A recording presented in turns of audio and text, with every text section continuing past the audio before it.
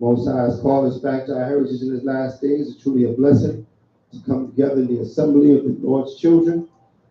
Tonight's topic tonight is going to be the children of Israel don't gossip. Israelites don't tell tales. All right, because there's a lot of talebearing going on in Israel, a lot of rumors, right? They say, something that we grew up with in the hood, but when you come into this truth, you're supposed to leave that in the hood, right? You're supposed to leave those type of behaviors out there in the world when you come into the grace of the Most High, and understand how to communicate and how to deal amongst the spiritual family. All right, you're in a new neighborhood. You ain't in the hood. You're actually in a real neighborhood now. The neighborhood amongst your children. Because the scriptures say your neighbors are your fellow Israelites, correct? So now when dealing with your fellow Israelites, we have to deal with each other a certain way. Okay. We can't be, talking things that we don't even know, right? We don't know for sure. And then if it's offensive, why are we even mentioning it? The scriptures going to show us how to move as a body in the spirit and a household in the sight of the Most High. So without further ado, we'll get Colossians 3 verse 17, giving all thanks to the Most High in the name of the Mashiach Yahushua, and we'll get to these scriptures. Hallelujah. Hallelujah. The book of Colossians, chapter 3 and verse 17. Colossians, chapter 3 and verse 17. And whatsoever ye do in word or deed, do all in the name of the Adon Hamashiach, giving thanks to the Most High and the Father by him. Right. Read Zephaniah 2 verse 1.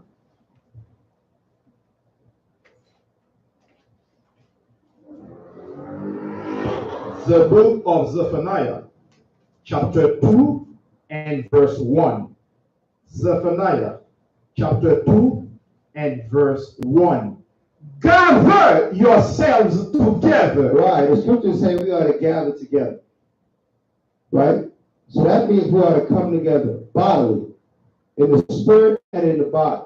We're supposed to click together. You're supposed to communicate. We don't? Yea, gather together. Right? O nation not desired. Right. So now, as a nation not desired, meaning that no other nation, they want to act like you, but they don't want to be you. They want to be in your condition. Okay? They want the fruits of what you have. They want the salt, but they didn't want to go through the salt mine of what we went through. Okay? So we're a nation not desired. They don't want, other nations don't want to be in your shoes, per se. All right? All the other nations on the earth, they have a nation they can go back to. They have a leader, a king, a god even, that looks like them. But the children of Israel, so-called black and Hispanic people, what was the white man gave us our religion. The white man gave us our God. He gave us our thought, gave us our dreams, aspirations, right? In slavery, we were cut off from who we are. Only now that the truth is being taught are we reacquainted with who we really are. We're reconnected with the cords, as the scriptures call it, right? Back to our forefathers, our heritage. But prior to that, everything we thought and understood was given to us by our slave master. Right? Whether it was directly given by a slave master or passed down to their slaves, that passed it down to their children, that passed it down to their children, that's your grandparents. Right? Because it ain't that far removed. Okay? So we're getting hand-me-down lessons that originated from a people that they're not Yah's people. Right? From a known people, as the scriptures call. Right? We know. Verse 3, verse 2, before the decree bring forth, right? Before the day pass as the shaft. Right, so all you tell us before, right? Read on. Before the fierce anger of the Most High come upon you. So that's 3 befores. So that means, should we waste time on coming together? No. We're supposed to come together immediately, if not sooner. Right? Because it says before this, before that, before. Don't wait till these things start coming to pass, then say, oh, let me find the brethren. Okay? When stuff start blowing up here, everybody going to be looking for Israelite church. But are they going to find it? What does scripture say about them last days? Hold on, give me Amos 8:11. Me Amos 8:11. In the last days, brothers and sisters are going to be trying to find this truth, but guess what? Right? What's the scripture say? Read that. The book of Amos, chapter 8, verse 11. Amos, chapter 8, verse 11. Behold, the days come, Right? saith the Most High Power. Come on. That I will send a famine in the land. Right? Not a famine of bread, nor of thirst for water. Come on. But of hearing the words of the Most High. Right. The Most High said, I'm going to send a famine in the land of hearing my words. He's done it before, he's going to do it again. Okay? And they ain't going to find the truth. Right now, the truth is going out in the street corners. It's on the YouTube. Why does Esau shut YouTube down? Okay. Right? Don't say he can't. Don't say that for a heartbeat. They ain't never a switch for him. He can't. There's some countries, they don't let YouTube in there. Right? In China, they don't get YouTube. Off and on, they get it sometimes. You know what I mean? When the government decides to shut it down, shut it down. They ain't nothing but clicking the mouse. YouTube shut down. That's it. Right? Some of us work at jobs, right? They got internet. You try to go on YouTube, you can't go on YouTube. It's real easy for a network to shut down a particular website. In other words. It's not difficult at all. Okay? They can easily shut down YouTube. Right? When a brother got some things on a YouTube channel they don't like, what happens? Right? You go click it, man, where's that? That brother, what was it inside again? It's gone. Right? He got to plead and beg with them to try to get it back up. If not, if you don't get it back up, you're going to lose all that video. Right? All of it, they don't care if it was 10 years of video, they don't care. They'll shut it down right away. You'll never get it back. Okay? So that shows you that what? They have control over YouTube. They prove it all the time. But they shut down your site. Facebook. They shut it down. They shut your Facebook down. Then what? So don't think that this word can be famished. Okay. They can shut down in the times of war. You know, in time of war, it's against the law to speak against the government. Right? It's against the law. It's called the Patriot Act. Right? The Patriot Act. You look it up. In times of war, it's against to openly speak against the government. They call it like rebel rousing. Because you're speaking against what's going on. Okay? And you know, we'll go there and teach his word. There's no way we can speak God's word without speaking against America. Okay? Come on. Because America is contrary to the Most High. You know, it's USA under Satan's authority. It's not, right? So don't think the word can't be shut down, because it can. It can't be shut down in your heart and your mind, in your mouth, but it can be shut down from the airways. Read that. Look how long we've been going out in the streets. How much time they see this on news? How many times you see this on the major news network? Right? How many riots, how much things got popped off because the Israelites is out there? Women losing mind. You hear more about an argument in a damn quickie mart before you hear about the Israelites causing havoc in the street corner. Right? The Israelites step into no matter where you're from. You could be a doctor, a lawyer, or you could be just a teacher, you could be a Uber driver. You will get this word brought to you with fire, right? A lot of people get upset, right? They don't make the news. Why not? Right? Nobody covers this story. What happened? Right? It's been shut down. It's been what they call a media block on certain things. They're not going to let it go on the airwaves. All right? How long ago they been trying to make a movie about Israelites? Right? I know another brother set out to do it. He's doing a little bit better than the first brother. I think the first movie was supposed to be called Asher. And the second movie is being called what now? There's a new movie coming out. Another brother started. He said he's pretty much into production on it already. I forget the name of it, but he's far along with production. So, you know, hopefully he gets all the way through and these don't shut it down. Because he can shut it down, right? Read that, kid. The book of Amos. Yeah, the book of Amos, chapter 8, verse 11. Behold, the days come, saith the Most High Power, that I will send a famine in the land, right? Not a famine of bread, right, nor a thirst for water, but of words of the Most High. Of hearing the words of the Most High. That's why, because once we gather together, once we linked up, even though he might shut down the streets, he might shut down the YouTube, the Facebook, the Twitter, what else he got out there? Instagram. He might shut those things down, but what?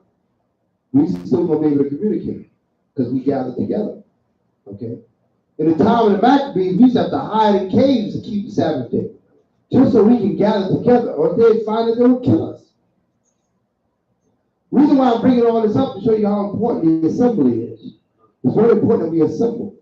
All right, some brothers went out to Detroit, met brothers from other places. That's what the Most High wants us to do. It's different than when you see somebody on YouTube or you heard their voice on a video, but then you get to meet that person. And now you get to meet that person, you have an experience linking with that person in the body as well as the spirit. Okay, read on. But of hearing the words of the Most High, right? And they shall wander from sea to sea. From where? From sea to sea. From sea to shining sea, like they say about America. From sea to sea, read on. And from the north even to the east. Right, come on. They shall run to and fro to seek the word. To what? To seek the word. They'll be looking for the Israelites. Damn, I know they was be out here in this corner. I know they was on this YouTube. Let me try this other one. Right? They can't find the Israelites. Read on. To seek the word of the Most High. Come on. And they shall not find it. They shall what? They shall not find it. They're not going to find the word. Why they not going to find the word? Because the Most High going to shut it down.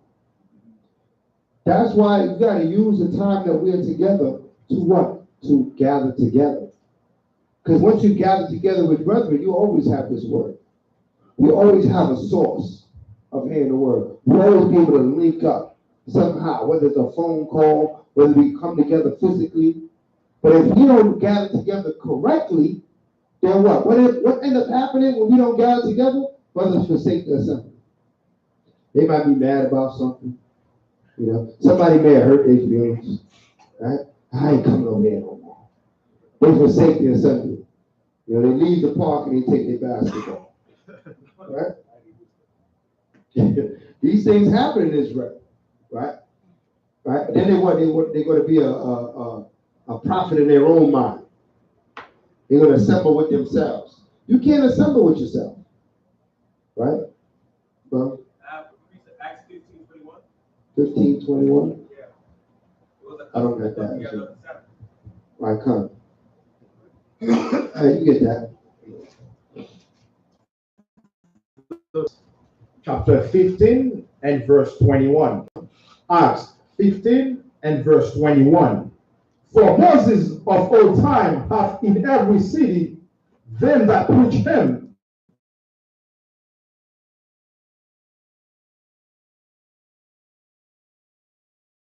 Every Sabbath. Why did the synagogue do what they doing? Why were they doing this? Why because the Most High commanded us to do this. Leviticus 23 verse 1. The book of Leviticus chapter 23 and verse 1. Right? Leviticus chapter 23 and verse 1. Come on. And the Most High spake unto Moses, saying, What did he say? Speak unto the children of Israel, Come on. and say unto them, concerning the feast of the Most High, Read. which ye shall proclaim to be holy convocation. Holy what? Holy convocation. What does that mean, holy gatherings? The Most High commanded us to gather. But what we don't realize, He don't give us laws just for no reason. Every law that the Most High gives us, there's more reasons for that law than we even understand. Okay? We might say, well, the Most High said we got to come together. All right, we come together. A lot of us, we wouldn't see each other if it wasn't for the Shabbat day. Right? We wouldn't have this time together if it wasn't for the Shabbat, if it wasn't a mandatory law that we come together. The Most High made us come together. He said, these are holy convocations. Why? Because he said, gather yourselves together. Right? He already commanded us to do that. So then he gave us a way to gather ourselves together. Right? But now that we gather together, we got to make sure that our assemblies are right. Give me Acts 19, verse 23. 32, sorry, 1932. We got to make sure that our assemblies are right. Because you know what? Together, right? Just go to the club. Right? It's packed right now. We go down to Riverside right now. Bars getting packed up, cars pulling up, bikes pulling up, everybody pulling up. They gathering together to do wickedness, to do evil. Right? We have a hard time gathering together to do righteousness. Why? Because sometimes we got to fix our assembly and make sure our assembly is pure. Right? Because we fix our assembly and make sure our assembly is pure, then the Most High is going to bless it. Right? So we're gonna go into that. We're going to see what that's all about. Read that. The book of Acts, chapter 19 and verse 32. Acts, chapter 19 and verse 32. Some therefore cried one thing, right, and some another. For the assembly, for the what? For the assembly, was confused. And the more part knew not wherefore they were come together. Read. And they drew Alexander. Yeah. Acts 19:32. Yes, sir. What was it? That's not it. Acts 19.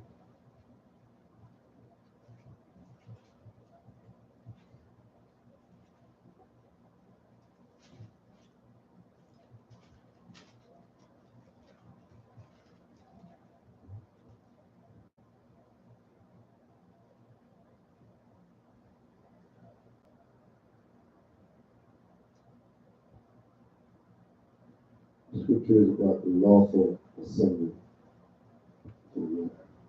Oh, 39. 39. The book of Acts, chapter 19, verse 39. Acts, chapter 19, verse 39. But if ye inquire anything concerning other matters, right, it shall be determined in a lawful, in a what? In a lawful assembly. Right, so we determine things in a lawful assembly. So what? We were able to reason together and counsel on matters. And then we can come with the right answer because it's an assembly, a lawful assembly. So that's what you come to. You come to a gathering, like some brothers say, well, I don't deal with camps. Well, if you don't deal with camps, how do you get your lawful assembly? How do you assemble with brothers that are studying the law, statute, commandments? So that you could bounce your ideas, your thoughts off of each other, and you can get built up in the spirit. Right? How are you going to know if your thoughts is going astray? If you keep them to yourself. You can be in the assembly, but if you don't say nothing, then well, you don't know what you're thinking. So you got to use the assembly. It might be so that you need instruction. How are you going to get it? Right? You know, my reason is I don't think it is. Right? So we got to assemble ourselves, not just physically in the spirit. What? We got to communicate. All right? What's that scripture? We are not to communicate. We're not to communicate.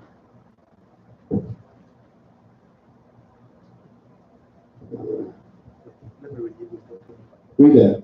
I was going there, but yeah, go ahead. The book of Hebrews, chapter 10 and verse 25.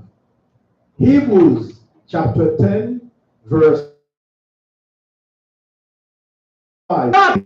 The assembling of ourselves together as the manner of some is, but exhorting one another, and so much the more as ye see the day approaching. Right, so it's very important that we are spending the time together, even though it's more that we see the day approaching. We see the coming of more reason for us to gather together, right? Hebrews 13:16. The book of Hebrews, chapter 13 and verse 16. Hebrews, chapter 13, verse 16. But to do good and to communicate, forget not. Do what? And to communicate, forget not. To do good and to communicate, forget not. A lot of times, a lot of rumors start, a lot of tales start because people don't communicate. Right? You know, one sister tell that sister, and then these two sisters talk, but these two don't talk. So then they talk about this one and about that one, and then it's confusion. Or these two brothers talk, they talk about this brother don't talk to that brother, so this brother, come on. The scripture said, read that again. The book of Hebrews, chapter 13, verse 16. But to do good and to communicate, right? Forget not. Don't forget to do good and to communicate. Talk to one another. There might be a brother that's good at something that you're not good at. So we can give you some understanding on it. Right? You need some direction. Okay? You might be in the midst of brothers that are willing to help look out, but if you don't communicate, you won't know. So we assemble together, but you don't use the assembly. Okay? The scriptures say, forget not to communicate. Right? We don't. For with such sacrifices. With such what? With such sacrifices. So what sacrifice he talking about here? What's the sacrifice? Huh? With such sacrifices. What sacrifice is he talking about here? Like humility, being able to You go ahead, say it again. like humility, like being able to like think you're wrong. Exactly. To communicate. That's a sacrifice. Because anytime you give something, that's like you taking something out from you. See, your spirit want to keep stuff to yourself. Like you covet it. Maybe you got a situation, you covet the situation. I'm just going to deal with it by myself. That's the spirit of Satan. Because that's a covetous spirit. Like, yo, I'm not going to tell nobody. I'm just going to deal with it. That's not the Lord of heaven. That's not what he taught us in the scriptures. He said to do good and communicate, because with such sacrifices, read on. The Most High. Who? The Most High. Heavenly Father, Yahweh, come on. Is well pleased. He's well pleased with you when you do that. He's well pleased with you. But he said, yeah, that's where my brother's supposed to, that's how brother's supposed to roll. That's how sister's supposed to roll. That's a real assembly right there. They're not just physically sitting next to each other, but they're assembling in the spirit. They're talking about, right? They're conversating. They bring it out. Whether it be righteous, if you got a righteous accomplishment, we all want to know about that. You know what I mean? Brothers graduating, doing things. We want to hear about that. We want to say, oh man, my brother just graduated. Right? Or my brother just did this. He just started his own business. He just did that. He just did this. You know what I mean? Right? He just put 30s on the truck, man. I'm just playing around. I just play around. Yeah, 30s, but they look good. But still in all, this is what we're supposed to be doing. All right? Maybe a brother got a new wife. Maybe you got a woman interest. Maybe you're interested in a woman. Maybe your sister's interested in a brother. But if you keep it to yourself, you're coveting that knowledge. Right? You're not coming out to the assembly. You're not talking to your brothers and your sisters. And a lot of people say, well, I don't want nobody in my business. That's the spirit of Satan. What scriptures say nobody should be in your business? What scripture is that? Well, I'm a private person. That's all excuses from Satan, man. Satan will give you every excuse in the book to do wickedly. You'll be surprised. He come up with some good stuff, man. Right? He's good with those excuses. Like, I'm a private brother. Yeah? I want to keep in my business. Meanwhile, you need help with your business. Right? But you ain't going to get it because what? The spirit does what? Beguiles you to thinking it's okay to keep it to yourself. Okay? So you just being beguiled by the spirit. That's all that's happening. It ain't nothing new. The scriptures talk about it all the time. Right? You're being deceived. The deceiver is good. Why? He tells a lie that you what? You believe. Okay? That's what the deceiver do. He lie to you and you believe the lie. Okay? So the devil he's busy, he's doing his game, but we're gonna stop him out because we're gonna go according to the scripture on how we're supposed to communicate and come together. All right, give me Galatians 6:6. The book of Galatians. Matter of fact, start with 6 and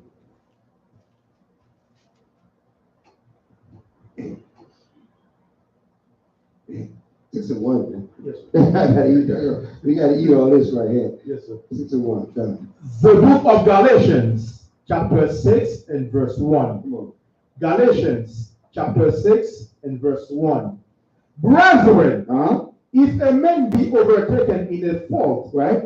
Ye which are spiritual, You got what? which are spiritual, What makes a man spiritual?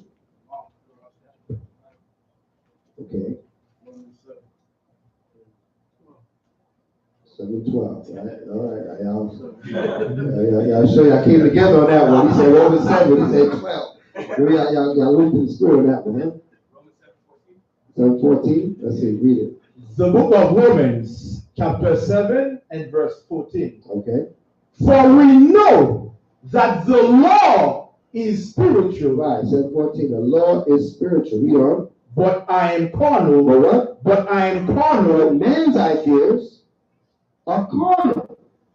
The law is spiritual. The instruction in the Bible is spiritual. Your thoughts and your reasoning are carnal. Everybody understand this? You gotta really have this honed in your spirit.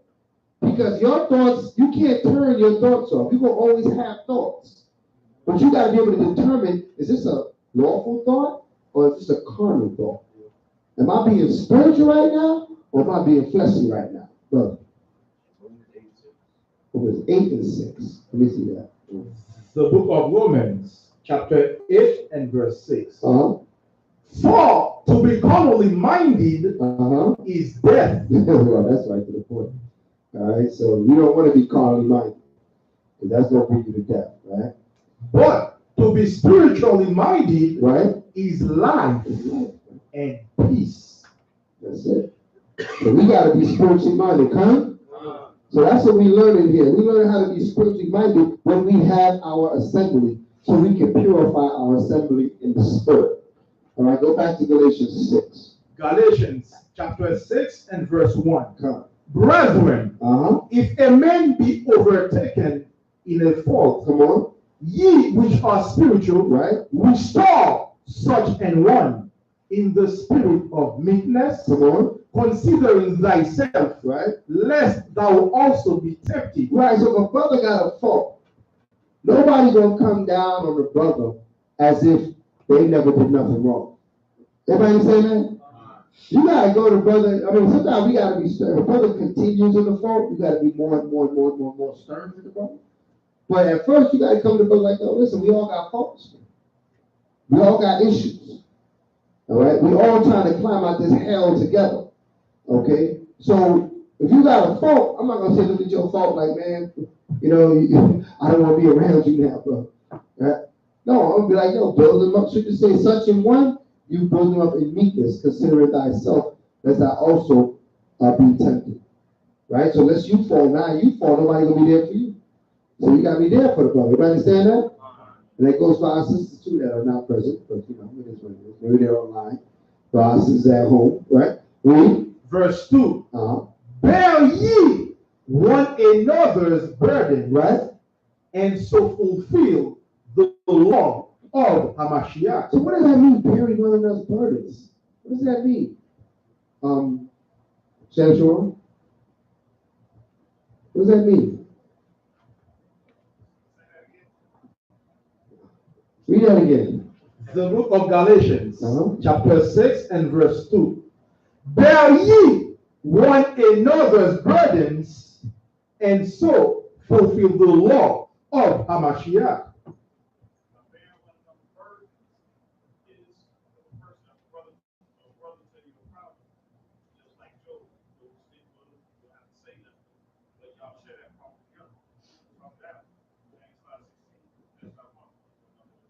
Talk it out. How about you, Kadash? You take on that man's house too. How you mean? So I got some bills, I can just drop them on you. I'm just saying. I got some bills, I got some dollars. I can just send it to Kadash and what's good? Like sympathize a little? Sympathize? Empathize. I feel like it means, like if I have a brethren and he falls off, like on a certain area, instead of saying, I don't want to deal with you, I say, I'm gonna sit here and still be your brethren. I'm gonna just show you how to repent from what's going on. And if you go off again, I'm not gonna say, now I'm tired. I'm gonna come again and try to help you rebuke that spirit that's keeping you coming off. I'm going to bear the burden that you got and still be your brethren, but help you at the same time repent from it. I believe that's what it means, like bear the burden. As you think that means? You got a precept? What's your precept? The book of Romans, chapter 12 and verse 15. Romans, chapter 12 and verse 15. Rejoice with them that do rejoice, and weep with them that weep. You gotta break that down for me. I need to break down for that scripture. Yeah, it means that we have to, brothers that are suffering, we have to be patient with them and suffer with them. Meaning that we are carrying another's burden. If a brother falls, we are not going to say, well, brother, you are on your own way. But we may find somehow to help him. Let's say a brother doesn't have money to pay his rent. We will not say, well, brother, you are on your own. We're going to get together. Brothers will chip in, and so we can help him pay his rent. By doing so, we help one another by carrying his burden. All right, you getting there. Now you're getting closer. That's what I was waiting to hear. I heard a lot of lip service. We talk to the brother. We'll counsel with the brother, right? But then after you talk and counsel the brother, you gotta have the brother with the problem. Maybe it's something he physically needs something. Okay? Right? What'd you say? You didn't say that. You didn't say that. Let's tell your NBA your baby name, man. You gotta speak clearly, man. You're a soldier in this thing. You gotta speak clearly. I understand fully what you're trying to say. Right? What you gonna say, number one? I was gonna say Philippians 2 and 3. You gotta esteem the brothers better than yourself, since he's weaker than you spiritually. He's messing up. Yeah. Romans 15 and 1. Yeah, I was thinking Romans 15 and 1 too. Romans 15 and 1? Yeah. Let me see that one. The book of Romans. Philippians is a stretch, right? Romans 15 and 1. The book of Romans, chapter 15 and verse 1. Romans, chapter 15 and verse 1. We then that are strong ought to bear the infirmities of the weak. Infirmities of the weak. That's right. And not to please ourselves. Right. Let every one of us please his neighbor for his good, to edification. For even Hamashiach pleased not himself, but as it is written, the reproaches of them that reproached thee fell on me. For whatsoever things were written aforetime were written for our learning, that we, through patience and comfort of the scriptures, might have hope. Well, that's a good scripture, right? That shows what the Spirit is talking about. It's talking about, you bearing, you actually getting underneath the burden too. Bearing is to hold the burden, right? If somebody's holding something heavy, you get under it too, so it becomes what? It becomes lighter. It's not that you say, all right, push harder. Yeah, use your back. No, don't tip it over. No, you're supposed to get under the burden and bear the burden as well. What you got, Church? I got Job 2:11. 2:11. The book of Job, chapter 2 and verse 11. Job, chapter 2 and verse 11. Now when Job's 3 friends heard of all this evil that was come upon him, in his own place, Eliphaz the Temanite and Bildad the Shushite, and Zophar the Hamathite, for they had made an appointment together to come to mourn with him and to comfort him. Mhm. And when they lifted up their eyes afar off and knew him not, they lifted up their voice and wept. And they rent everyone his mantle and sprinkled dust upon their heads toward heaven. Right. Because in this situation, what else could they do? Right? They couldn't take the burdens off of him. All they could do is sorrow with him. Right? In this situation. So we gotta understand that's the reason why they couldn't do anything physical, because there's nothing physical they could do, right? John?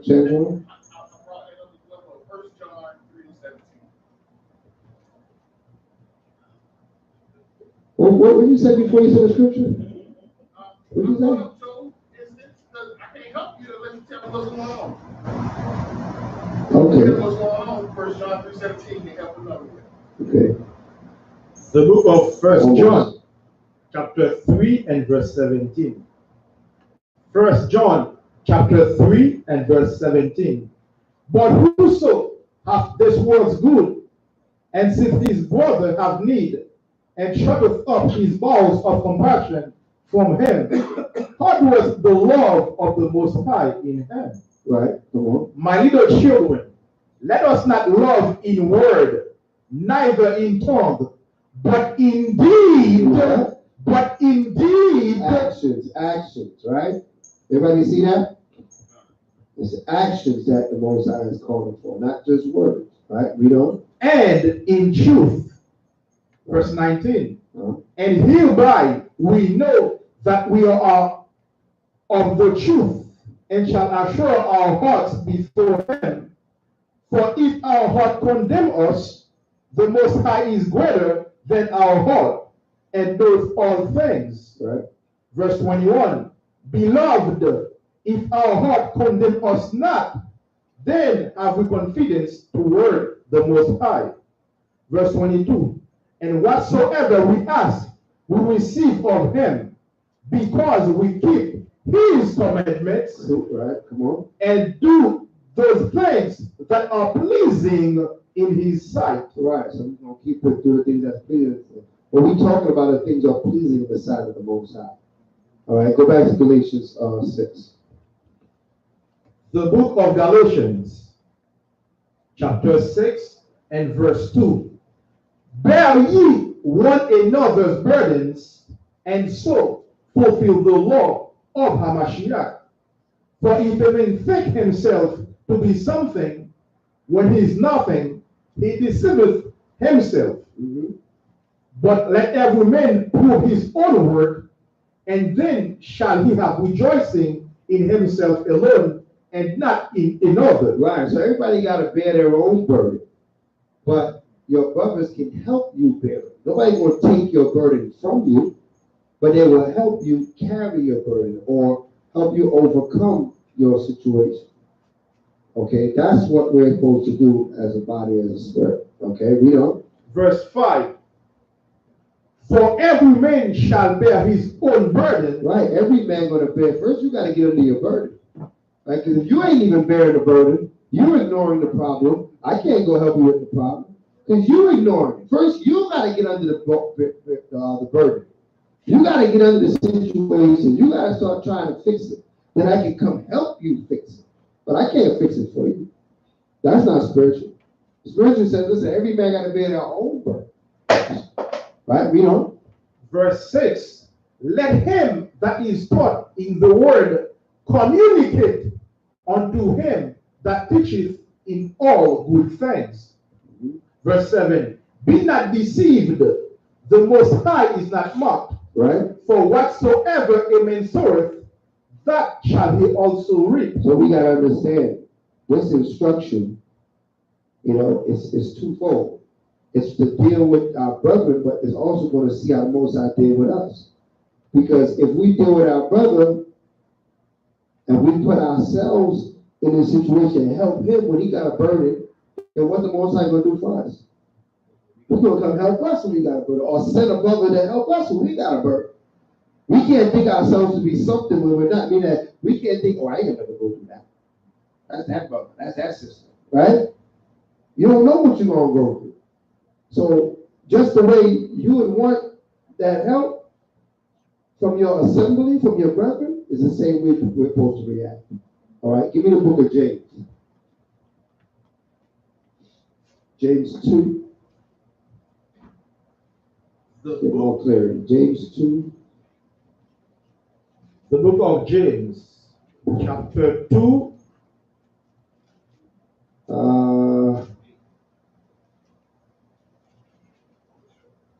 13.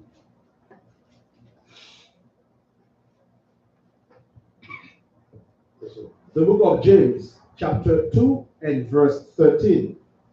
James, chapter 2 and verse 13. Whoa. For he shall have judgment without mercy, Right? that have shewed no mercy, Right? and mercy rejoiceth against judgment. You see that? You shall have judgment without mercy for those that show no mercy. Okay? Because you might say, well, somebody going through something because they off. Right? I've heard that speak. That's it, right? So what? They going through something because they off, but that means what? They can just go through it on their own. Right? If you get that person back on, and you have to work what they're going through, how much the better? You understand this? Read on. Verse 14. What doth it profit, my brethren, though a man saith he hath faith and have not works? Right? Can faith save him? That's the question. That's the question. Because, the churches do that. I got faith. And they think that faith will just do everything for them, right? They don't even know if you really got faith, you're going to have works. Because your faith is going to show through your actions. Right? Actions speak louder than words, huh? So you can say all day what you got, but your actions going to say what you really got. Okay? Read on. Verse 15. If a brother or sister be naked, right, and destitute of daily food, come on, and one of you say unto them, right, depart in peace, be ye warmed and filled. Notwithstanding, ye give them not those things which are needful to the body. What doth it profit? Right. What do they get for you? They need food and clothes. You say, be fed and be covered. Go in peace. What the hell is that? I need food and I need clothes. I need food and clothes, man. What you dealing with, right? We know. Verse 17. Even so faith, if it hath not works, is dead. Right. Faith, if it have not works, is dead. It said, even so faith. So it's making a reference to this brother needing something and you gave him nothing but kind words. Or gave him some laws and some commandments. Throw some commandments at the brother. Yeah, I'll fix him. Right? Okay. Now you gave me the commandments. Now what I'm supposed to do? Right? Even a law of the Most High. You have to understand. The law of the Most High is instruction for life. You have to manifest the laws of the Most High. You got to make it flesh. You got to make it real. You got to make it work. Right? If you don't bring it to life, then it's just words. Lip service. Right? Even the commandments can be lip service. If you don't put no life to it, if nobody's keeping the law, we can talk about the law all day, but are you keeping it? Right? Also, I got a lot of homeboys, they do stuff in the streets to get their money or whatnot. And sometimes, I want to tell them to get away from it, but I can't pay their rent for them, or I can't, feed them or do whatever. So how do I kind of break it down to them? If you get away from that, your needs to be taken care of. If you, right. That's a whole other situation right there. I'm just going to explain to you that. Because they're under the assumption that this is the only thing they can do to make this move. That's an assumption in their own head. Right? The biggest example you could be is to show them that, I'm not doing that. I'm paying my bills. You know what I mean? These brothers ain't doing. That's why you got to come around the assembly. Right? Sometimes you can't just convince somebody off of what you say to them. You got to show them something, right? You know, that's when we go out to the people. We go out there and we show our order. We come out there orderly in front of people. You know what I mean? We come to present the spirit of the Most High Yah to them. So when they see us, they see not just men, but they see that spirit, right? They see order. They got an example in front of them. So that's what you got to be to a lot of brothers that's out there, that their mind is totally locked into what they're doing. They don't know another way. You show them, listen, I'm not doing that, right? Or these brothers used to do that. They don't do that no more. They about the Most High Yah. They on their grind. They know they can just fine. They ain't starving. Most High provide. Then you can show them the word, and the word have more weight if you can give example with the word. Everybody understand that? It got a lot more weight. Because with somebody like, yo, listen, I was there. I can talk your talk. I was walking your walk. But look, I left that. And that's what I'm doing. That's why the Most High calls us. He calls his prophets. He don't call his prophets from Beverly Hills, right? He don't call his prophets from the top of the rich folk, right? He probably calling them too, but right now he's calling his prophets from the hood. He's calling his prophets from grinding just like everybody else was grinding. He called his prophets from the strip club. He called his prophets from everywhere they was at, just where Israel was, right? To show you that you don't have to continue those things. I was there, right? So I'm not talking about something I don't know. So you can relate. You know what I'm saying? So that's how the Most High come down and he relate to his people. Why he pulled the Yahweh from Nazareth? Nazareth was like the hood, right? What good can come out of Nazareth? He brought his Messiah out of Nazareth. So that shows you how the Most High rolled, right? Messiah came out of the hood. So how different are us? You know what I mean? So that's what you got to show. That's who the Most High was extending his hand to. So those brothers that's on the street still slinging, still making excuses, saying they just trying to buy food to feed their daughter. Come on, man. That's excuses, man. Right? Biggie was saying that in the 90s. All right? We going to keep saying this over and over again? Or we going to realize, you know what? That's the Satan. That's the devil tricking you. That's the God I'm straight. That's the devil tricking you. Because you can make better, be in a better situation than what you're doing right now. But right now, what you're doing right now, you got to watch your back. Every time you hear, you're nervous. Your heart starts beating. I used to ride dirty. I know what it is. You on point because you feel, now you hear, you like, man, get out of here with that. Because I ain't got nothing for you, you got nothing for me. You know what I'm saying? You ain't got nothing on me. Right? So we got to make sure we disconnect from that lifestyle. You know what I'm saying? And show them that they can do the same thing. You know where you're at, brother. The book of James, chapter 2 and verse 17. Even so faith, if it hath not works, is dead, being alone. Verse 18. Yea, a man may say, thou hast faith, right, and I have works. Right. Show me thy faith without thy works, and I will show thee my faith by my works. Everybody understand? That's basically what I'm telling you, brother. You show them your faith by your works. You are their example. You know what I mean? Other brothers, you bring them around, brothers. We are their example of what? We were all in different things, come from different situations. You know what I mean? And now look at us. You know what I mean? So we can show them straight up, listen, I was there. You know what I mean? And now I'm here. You can be here. I'll show you what my works that my faith brought me to. I'm not telling you to have faith off of my work. I'm just showing you what my works can do. Right? They can't deny that because I do remember you was out there. Now look at you now. You know what I mean? Walk around, meat tree, fringes. You know what I mean? Blessed of the Most High. Right? You ain't got no hoodie on. In fact, I come from Brooklyn, so we walk in hoodie, Timberland, we walk in the corner, we ready to fight. You know what I mean? That's how we live our life. You know what I mean? We ready to scrap any minute. You know what I mean? We got all kind of shank and all kind of stuff on us. I don't care, just to go to the corner store. We never know what's going to pop off. Right? We don't got it like that. I walk right through this hood. I got no worries. I got no problems. I got nothing to worry about. Right? A lot of us still try to hold on to that mentality. Oh, I need a gun. Oh, I need this. You don't need that stuff. You got angels around you. What the hell is a gun going to do against a damn, 10-foot angel with a flaming sword? Right? They can't do nothing to you. You can't see it, but you know it's there. Why? Because our forefathers told us about it. Right? The records were left.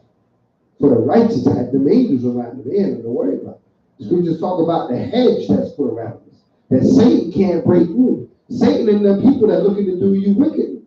But if Satan know if the Most High put the hedge, what could he do? He couldn't do nothing on Job unless the Most High dropped the hedge.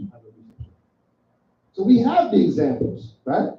What you got? The book of Psalm, chapter 34 and verse 7. Psalm chapter 34 and verse 7.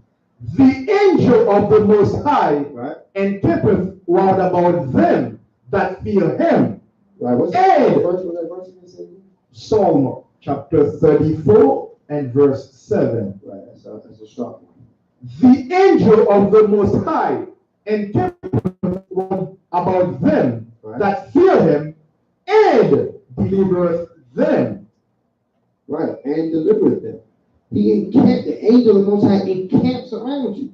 So you ain't got nothing to worry about. All right?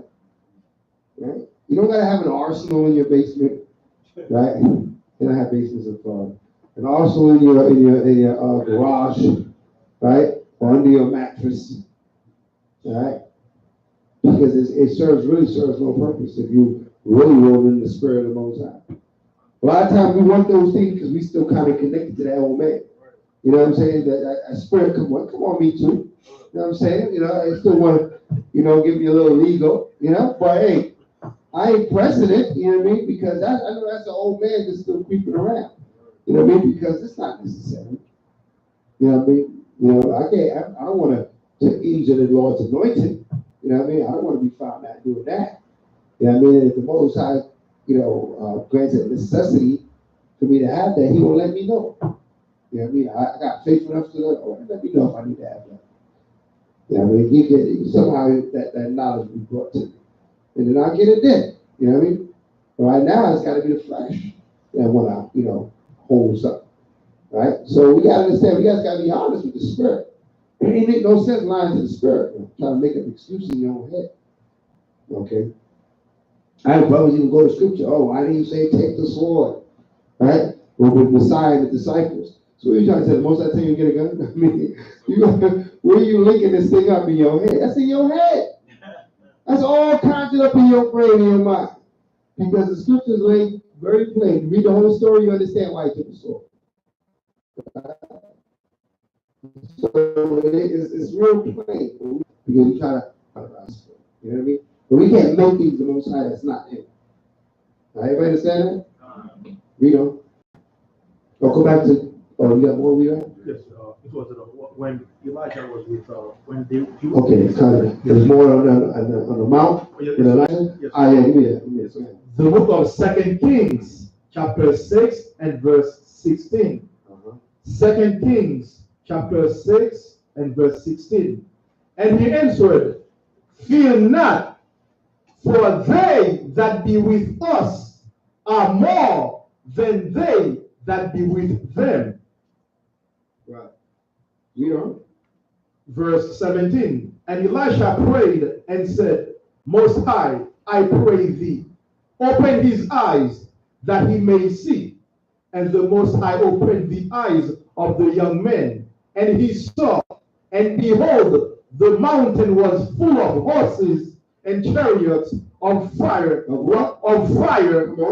about Elisha. Round about Elijah. So that's what? A biblical record of the angels that's encamped around him. There's horses and chariots of fire, chariots around you when you leave these doors. In front of the door right now. That's why no matter how much madness going outside in the street, it ain't gonna come to that door. And I ain't got to worry about it. I got to put security at the door. We put security just for access control. We want to know who's coming, where they're coming for. We want to question people coming in and out. But we ain't worried about nobody storming the gates. Right? They ain't strapped up with what's the new gun? AR, right? They ain't strapped up with ARs at the front. It's not necessary. Okay? It's not necessary. You know? The book of James, chapter 2 and verse 19. Thou believest that there is one power. Thou doest well. The devils also believe Right? and tremble. And what? And tremble. And tremble. So what? The devil also knows there's one power in your house. You know how important that understanding is? Right? You understand your power you serve, but guess what? Satan understands it too. So if evil is to come your way, Satan and evil is subject to what the Most High. So they can't even come your way unless the Most High let them. You understand what I'm saying? So if you think that Satan, the devil inside a body, right, a man or woman, can come harm you and you need the gun to defend yourself, what about the Most High? Where he at? Is he out of the equation? You never put him in the equation. If you need a gun to defend yourself, guess what just became your God? You didn't even realize it was idolatry all the time. Because you start relying on this instead of the Most High. Right? We got to rely on the Most High first. That's what we rely on. Now, if you put the Most High instructed you to arm yourself in a certain situation, you know, you say, Most High, the Spirit was on me to arm myself. Right? But I gave it to the Most High. I said, Most High, you know, I pray that you intervene, and I don't use this. Because I don't believe in this. I don't believe in the AR. I believe in the Most High. Right? That's who saves me. Everybody understand this? You know what people that got an AR and get shot? Yeah? It makes no sense. Right? You put on a bulletproof vest and get shot in the head. Well, how good that was. That's a waste of money. Right? Give me John, St. John 21 and verse 15. The book of John, chapter 21 and verse 15. John chapter 21 and verse 15. So when they had dined, Hamashiach said to Simon Peter, Simon, son of Jonas, lovest thou me more than these? Right? He said unto him, Yea, are the one thou knowest that I love thee. He said unto him, Feed my lambs. Do what? Feed my lambs. Feed my lambs. Read on. Verse 16. He said to him again the second time, Simon, son of Jonas, lovest thou me? He said unto him, Yea, I do one. Thou knowest that I love thee. He said unto him, Feed my sheep. Come on. Verse 17. He said unto him the third time, Simon, son of Jonas, lovest thou me? Peter was grieved because he said unto him the third time, Lovest thou me? Right. Peter's like, man, what is this guy getting at? Right? So Yahushua keeps asking Peter, do you love me? If you love me, feed my lambs. If you love me, feed my sheep. Read on. Peter was grieved because he said unto him the third time, Lovest thou me? Right? And he said unto him, Other one, thou knowest all things. Thou knowest that I love thee. And Mashiach said unto him, Feed my sheep. So he's from Yahushua is trying to make him understand something. It's not that he's questioning his love, he's trying to show him that your love's got to have what? It's got to have works. We can't say we love the brotherhood, we love the assembly, there's no works of brotherhood in the temple. Okay? We can't say we love the Most High, we love Yahushua, but we're not putting that work in. Okay? Every aspect of your life is work to be put in to show your love to the Most High. You have to follow this instruction and engrave this instruction on your mind. So that anytime you move or whatever you do, it's according to this instruction. Everybody understand that? Because Satan is always going to be in your ear. So you constantly got to balance that level of understanding. He won't stop. Satan don't take coffee breaks. All right? Read on. Verse 18. Verily, verily, I say unto thee, Come on. when thou wast young, thou gettest thyself, and walkest whither thou wouldest. Right? But when thou shalt be old, thou shalt stretch forth thy hands, and another shall gird thee, right? and carry thee whither thou wouldest not. Read. Verse 19. This spake he, signifying by what death he should glorify the Most High. And when he had spoken this, he said unto him, Follow me. That's right, follow me. He said, what? You young and you strong, you gird yourself, you go where you need to go, you're on your own strength. So you get old, man, somebody got to gird you, and they're going to carry you where they're taking you, right? To show you that what? We all got to humble ourselves at some point in time. We got to humble ourselves. And we will be humbled, right? Either you humble yourself or you will be humbled, right? Whether it be time that does it, all right? Or some sort of failure of your systems or whatever the Most High bring upon you that do it. So you got to be prepared now that you got strength. Feed the Most High flock. Feed his sheep. Give them what you need. Now, when they talk about my flock, my sheep, we got to deal with our brethren first. Those that have repented. That's first and foremost. We got to deal with our people. We got there. If we gonna go out there to read the people in, what are we bringing them into? If we're not dealing with each other, right, according to the Spirit of the Most High. What are you bringing them to? To sit down and just get the word? They're going to do what you do, in other words. They're not going to come and be more righteous than those that they came to assemble amongst. Your righteousness, when you increase your righteousness, it's going to increase the righteousness of those that come around you. Everybody understand that? Because they're going to learn by example. They're going to see the way we move. They're like, damn, fucking move tight. You know what I mean? I need to get right. Right? And if they can't get right, they ain't going to want to be around you because their spirit going to be offended by your righteousness. Right? They're going to be motivated to either get down or lay down or be out. Right? Because the evil spirit come amongst us and there's too much righteousness, darkness can't dwell amongst the light. I'm out. But darkness can dwell amongst us and find some darkness to get with, right? And find some sin to sit down and, okay, I see a little breach right here. Let me sit right here in this breach. Let me cause a little drama right here. Let me in this brother ear. Because I know he ain't going to do the right thing with that information I just gave him. He just going to gossip him. He just going to move him. Okay, getting back to our topic, right? So we got to understand all that's what we reading here is to motivate us to what? We got to actually put work in. We got to sacrifice. That sacrifice of words, right? Hosea, I want to say it's 40 and 2. I didn't pull that one along, so hold on a second. I gotta look at that one. It says, render the cows. Yeah. Is that it? Yeah. Okay. I'm not sure I remember the scripture. All right. Go ahead. The book of Hosea, chapter 14 and verse 1. Read. O Israel, Return unto the Most High thy power, right? for thou hast fallen by thy iniquity. Come on. Take with your words. Take with you what? Take with you words. Take with you words. Read on.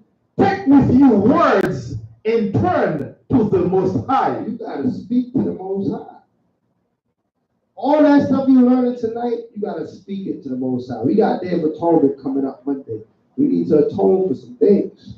Even myself, right? Included. We got to speak these things to the Most High. We got to openly say it. Now you might say, I'm praying. And you say, what are you doing? I'm praying. What are you doing, brother? Praying. That ain't praying. Praying is, yeah, how about assuming myself, yeah, you gotta talk to the Most High, whether it be in English, Hebrew, whatever, right? You gotta tell the Most High, listen, I'm off, right? I have not done this. I have not looked out for my brother. I have not done this. Have mercy upon me and show me the better way that I might walk in it, right? Give me the strength, give me the power to walk in that way so that I might follow what precepts. Let thy precepts be my thoughts, right? You guys pray with your mouth to the Most High so that he can hear that you're verbalizing what you're thinking. Okay? It can't be a silent prayer. Prayer is not silent. Everybody understand this? Prayer is not silent. Because the Father said, let there be light. And then there was light. He didn't say light. Right? He didn't say the most I thought upon light and it was light. He said, let there be light. Why did he say it? Because your words got power. Your words are spirit. Your words move spirits. You're looking for spiritual power, you got spiritual power. It's in your words. That's another class, bro. Go ahead. Read it. Verse 2. Take with you words. World of scriptures. Right? Go ahead. Take with you words. Take with you words and turn to the Most High. Say unto him, take away all iniquities. Say unto him. Everybody getting this? Say it. Don't think it. Take away all iniquity. Take my sins away. Read on. And receive us graciously. So will we render the cause of our lips. So will we render the cause of our lips. You pray for yourself, pray for your brethren. Pray for the sisters, man. Maybe we pray more for the sisters than more sisters here. I'm just saying. Right? We gotta earnestly pray for the sisters, right? So out of you sisters being here, we're gonna need more sisters to be here at the same time. Right? We know. Verse 2. Asher shall not save us. Right? Asher ain't gonna save us. What's that? The AR. Right? We know. We will not ride upon horses. Right? Come on. Neither will we say anymore to the work of our hands. So what? To the work of our hands. Oh, I need this money. I need this. I need a house. I need that. If I got that, man, I'll be straight. We got all these thoughts in our mind. Yahweh saves. He preserves. Yahweh says preserve you. Most I can knock your house down. Knock it down flat. Then what? Right? He can jam that AR. Then what? Right? So we believe in these things. Why do we believe in these things? He can empty your bank account out. Then what? See, most of us bank account empty out quite often. Right? Then what? Right? You got a job today, you can not have it tomorrow, then what? Most have a way of getting your attention. You don't want to give it to them. He can take every distraction away from you. And all you got is the Most High. You get all your attention now. Remember, he's a jealous power. Visiting the iniquity upon the children, right? The third and fourth generation. So we got to make sure that we are very kind and peaceful with our power. And remembering with all things. We don't. Neither will we say anymore to the work of our hands. Come on. Ye are our powers. Right? Ye are our powers. That's all I need is that bread, that money, that job. That, sometimes it's a woman, sometimes it's a husband. Right? Oh, I had that, I'll be straight. If they get with the Most High, get right with him, you know what you need. Right? Consider the raven, man. You neither reap nor sow, but eat every day. So Most High know what you need. All right, we know. For in thee the fatherless findeth mercy. Right, the fatherless find. In the Most High, the fatherless find mercy, meaning somebody got no defense, because that's what a fatherless is considered, somebody without a defense. Right, you are a young man, you got no father, you got no direction. But the Most High have mercy on you. Read. I will heal the backsliding. Right? I will love them freely, for mine anger is turned away from him. That's it. That's in that verse, right? Oh, yes, sir. Right, so let's go back now. Where are we going back to? Where are we? Additions. James. There we go. Let's finish in James. The book of James. No, we weren't in James. Lovest thou me. We're in John 21, St. John 21. The book of John, chapter 15. No, chapter 21. The book of John, chapter 21 and verse 19. There it is. This speak he, signifying but what death he should glorify the Most High. And when he had spoken this, he said unto him, Follow me. Then Peter, turning about, seeth the disciple that Hamashiach loved following, which also leaned on his breast at supper, and said, Adon, which is he that betrayeth thee? Right? Peter, seeing him, said to Hamashiach, Adon, and what shall this man do? Right. So now you want to go into the train. So let's drop that. Let's go back to give me Ecclesiasticus. Let's go to the Apocrypha. Because you got the understanding of communicating, how that's going to glorify the assembly. Let's get Ecclesiasticus 19. The book of Ecclesiasticus, chapter 19. Let's get some instruction. And verse. Verse 5,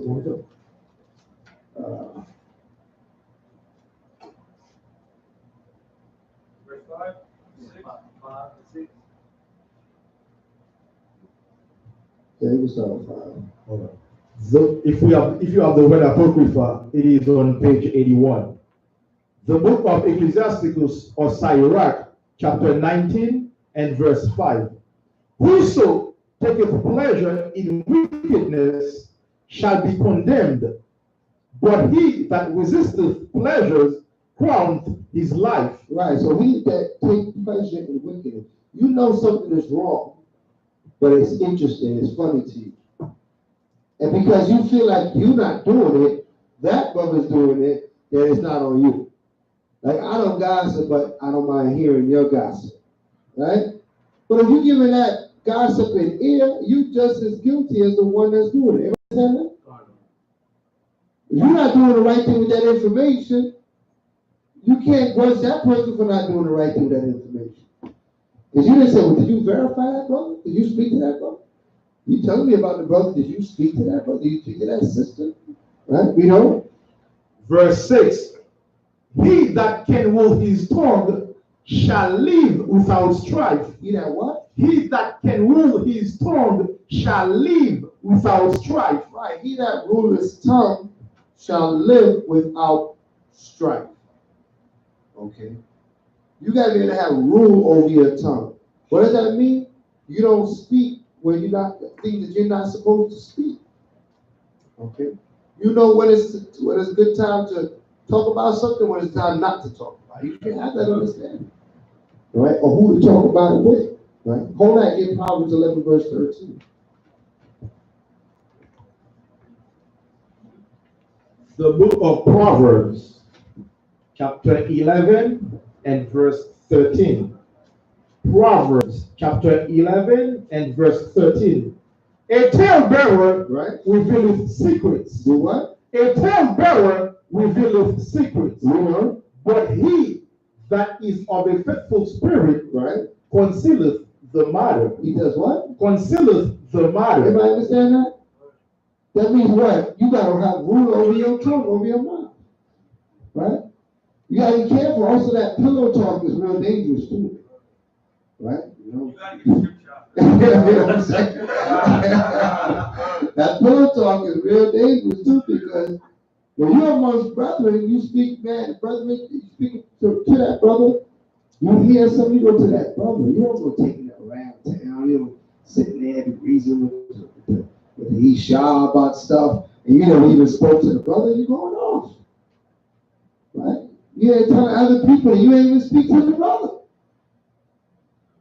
Right? Sometimes you might have an opinion about it, but sometimes you gotta keep it to yourself. All right, get the scripture. Micah 7 and 5. Micah 7 and 5. That's gonna be like a official scripture of a lot of Zion. That's Marshall did a whole class of that, right? That's one of his favorite verses right there. I gave him that verse one night, I know the night that I gave him that verse. That boy's eyes lit up. I said, oh man, you're gonna be a problem. He said, that's it. I'm not speaking another word. Read that scripture. The book of Micah, chapter 7 and verse 5. Uh-huh. Micah, chapter 7 and verse 5. Come on. Trust ye not in a friend. Right. Put ye not confidence in a guide. Come on. Keep the doors of thy mouth. Keep the what? Keep the doors of thy mouth Read on. from her that lieth in thy bosom. What's that? Who's that? That's your wife. Sometimes you can't tell your wife everything. All right? That's not, your wife might say, oh, you need to tell me everything because we're one. Listen, that is not what the oneness is talking about in the scriptures. Okay? You are the head. Right? It's got to look at it like your job, right? Do you think the owner of the company tell you everything that's going down? No, he tells you what needs to be spoken about, stuff that's going to value the company, things that you all can work on together. You know what I mean? Things that are uncommon. But there's other things that you're working on that got nothing to do with you. He's working on things that got nothing to do with you. Right? Things that's going to keep the company going. But that have nothing to do with you directly. So therefore you don't need to know. Right? So that's the same thing with your wife. There's things that you should communicate with your wife about. Things that concern the household, concern your family, concern her, concern, the future of you guys, right? But at the same time, situations happening in council and brotherhood, that ain't got no business pillow talk. That ain't pillow talk. We talk about something else, right? Talk about, your children or something. Talk about children to come. I don't know. Talk about something. Don't talk about that. Everybody understand that? That messes up the assembly. Because that's rumors right there that will travel. But I heard this. How you hear that? Who you heard it from? Okay. Read that. Go back to Proverbs. The book of Proverbs. You read all of that 11 verse 13, right? Give me 20 verse 9. 22 verse 9. The book of Proverbs, chapter 22 and verse 9. Come on. Proverbs 22 and verse 9. Right. He that hath a bountiful eye shall be blessed, for he giveth of his bread to the poor. Verse 10. Cast out the scorner, and contention shall go out. Yea, strife and reproach shall cease. Verse 11. Slack, hold on, that's not. Is it 22 verse 9? That was 22 verse 9? Yes, sir. Slack. That's not. I got a precept. Hold on, wait. Wow, I lose my place. Hold on. Proverbs 22.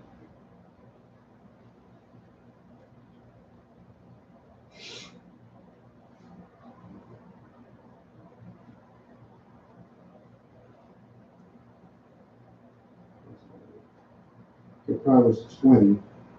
I think we're at 20. Proverbs 20.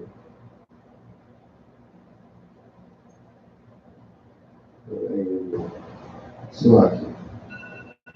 What precept you got? Proverbs 26, 17 to 18. The book of Proverbs, chapter 26, verse 17. Proverbs 26, verse 17. He that passeth by and meddleth with strife, belonging not to him, is like one that taketh a dog by the ears. Right? As a madman who casteth firebrands, arrows, and death. So is the man that deceiveth his neighbor, and saith, am I not in sport? Right? Where no wood is. Hold on. I think I got a precept what you're talking about. I just remember. Sirach 19, verse 7 to 8. That's the precept. No, I'm not there yet. No.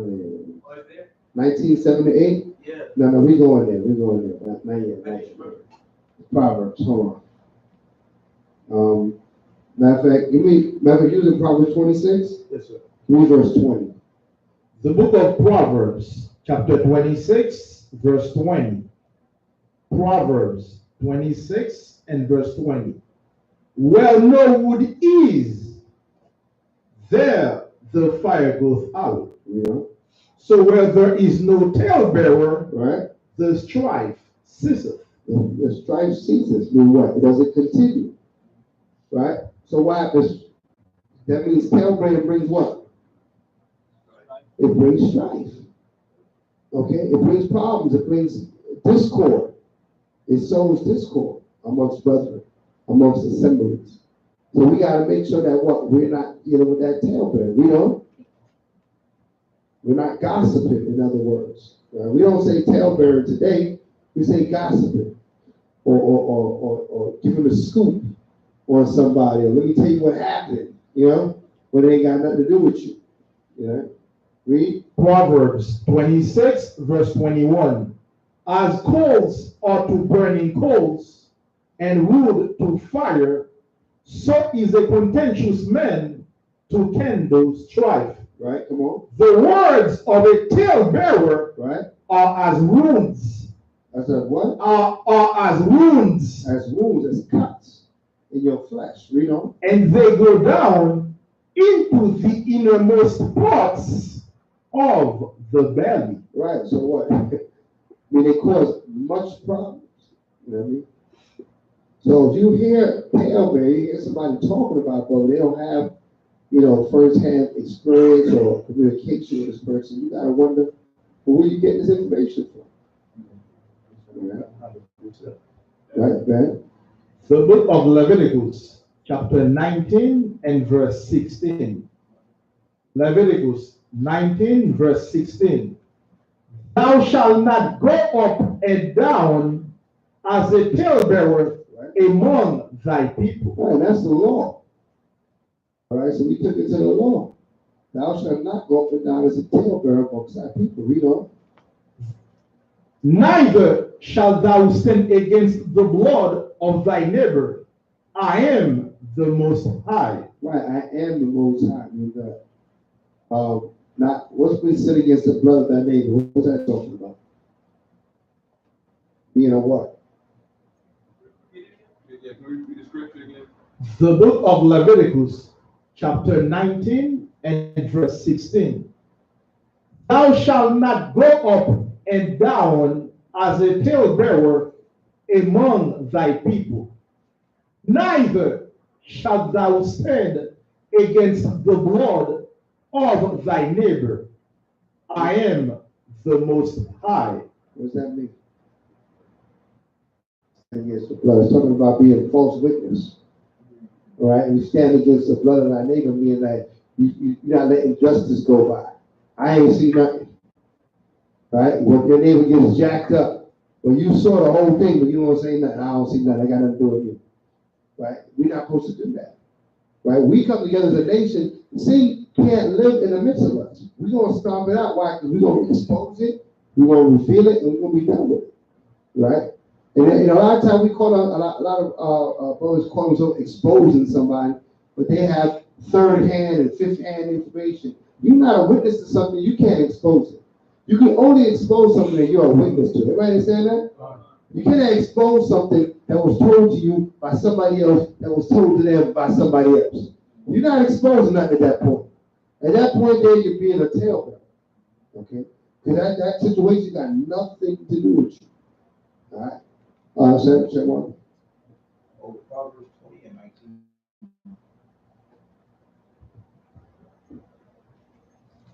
The book of Proverbs, chapter 20 and verse 19. Proverbs, chapter 20 and verse 19. He that goeth about as a talebearer revealeth secrets. Right. Therefore, meddle not with him that fluttereth with his lips. Right, so don't talk to him. If you know somebody like to talk about people, don't deal with that person.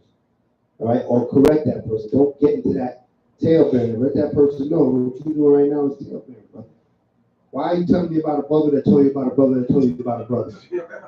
Right? You know that brother. Have you spoken to that brother? That's the question I'm asking. Have you spoken to that brother? Before you tell me the story, did you confirm this with the brother? Nah, but I heard. Yeah, I know you heard. Right? Especially brothers and sisters of the family. You gotta be real careful with that. I mean, we can talk about things going on in the public eye, things going on in TV land, what the case may be, or politics, whatever. We don't give a damn what they people did or didn't do. They're all the devil anyway, right? But when you come and deal with your brother, your neighbor, your akim, your akwasi, you gotta deal with them a certain way. Okay? Different laws for your brothers than from the others. Everybody understand that? Hold on, give me 1 Thessalonians 4:9.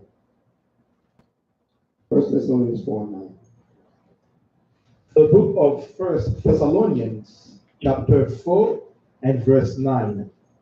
1 Thessalonians, chapter 4 and verse 9.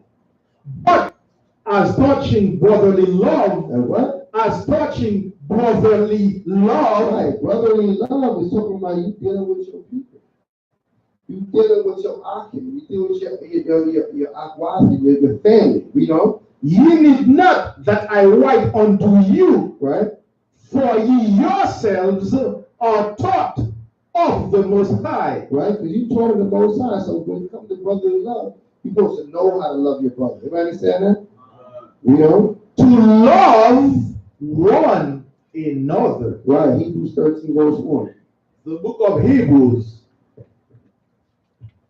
chapter 13 and verse 1. Hebrews, chapter 13 and verse 1. Let brotherly love continue. Let it go on and on and on. Be not forgetful to entertain strangers, Right? for some have entered angels unawares. Right. So what? When you got a brother coming up, you want to get in contact with you, right? Remember, we are the prophets of the Most High. We're the saints of the Heavenly Father.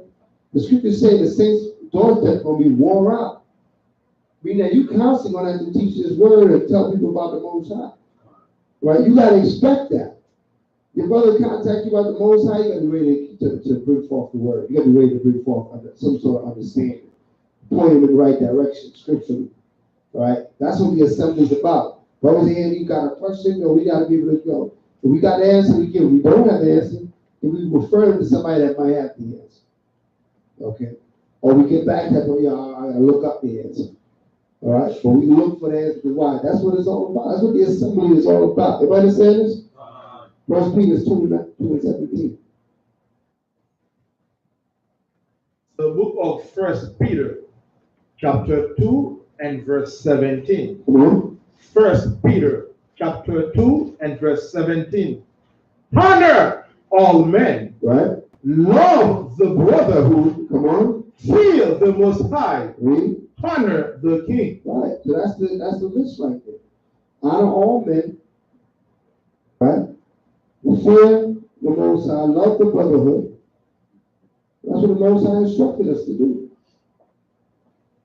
Romans 12 and 10. The book of Romans, chapter 12 and verse 10. Come on. Romans, chapter 12 and verse 10. To another, the working of miracles. To another, prophecy. Right? To another, discerning of spirits. Come on. To another, diverse kinds of tongues. Come on. To another, the interpretation of tongues. Come on. But all these work that one and the self-same Spirit, dividing to every man severally as he will. Right? Come on. Verse 12. For as the body is one and hath many members, and all the members of that one body, being many, are one body, also is Hamashiach. Right. So what? If one of those members is missing, then what? The body is missing. The body is lacking. Right? You get a question? Romans 12 and 10. Yeah, that was Romans 12 and 10. What you wrong? What you read? Yeah, you read it wrong thing. 12 and 10. Yeah. What was a good scripture for 12 and 10? What was that? What was that? 1 Corinthians 2 and verse 10. Oh, 1 Corinthians 12 and 10. I was just looking at that. I'm a world for last week. I'm like, yeah, should be one show. Yeah, I'm about to go deeper in. I'm like, all right. Yeah, sorry, man, sorry. Romans chapter 12 and verse 10. Huh? Be kindly affectioned one to another Right. with brotherly love. Now we back on the top. Right? So be kindly affectionate one to another with brotherly love. So that's what you can't be afraid to be affectionate kindly with your brother. Look out for each other. It's not weakness. It's strength. Of course, we're soldiers. Anybody trying to, give lengthy hugs to each other and like that. You know what I'm saying? We soldiers on both sides. Let's keep this understanding right here.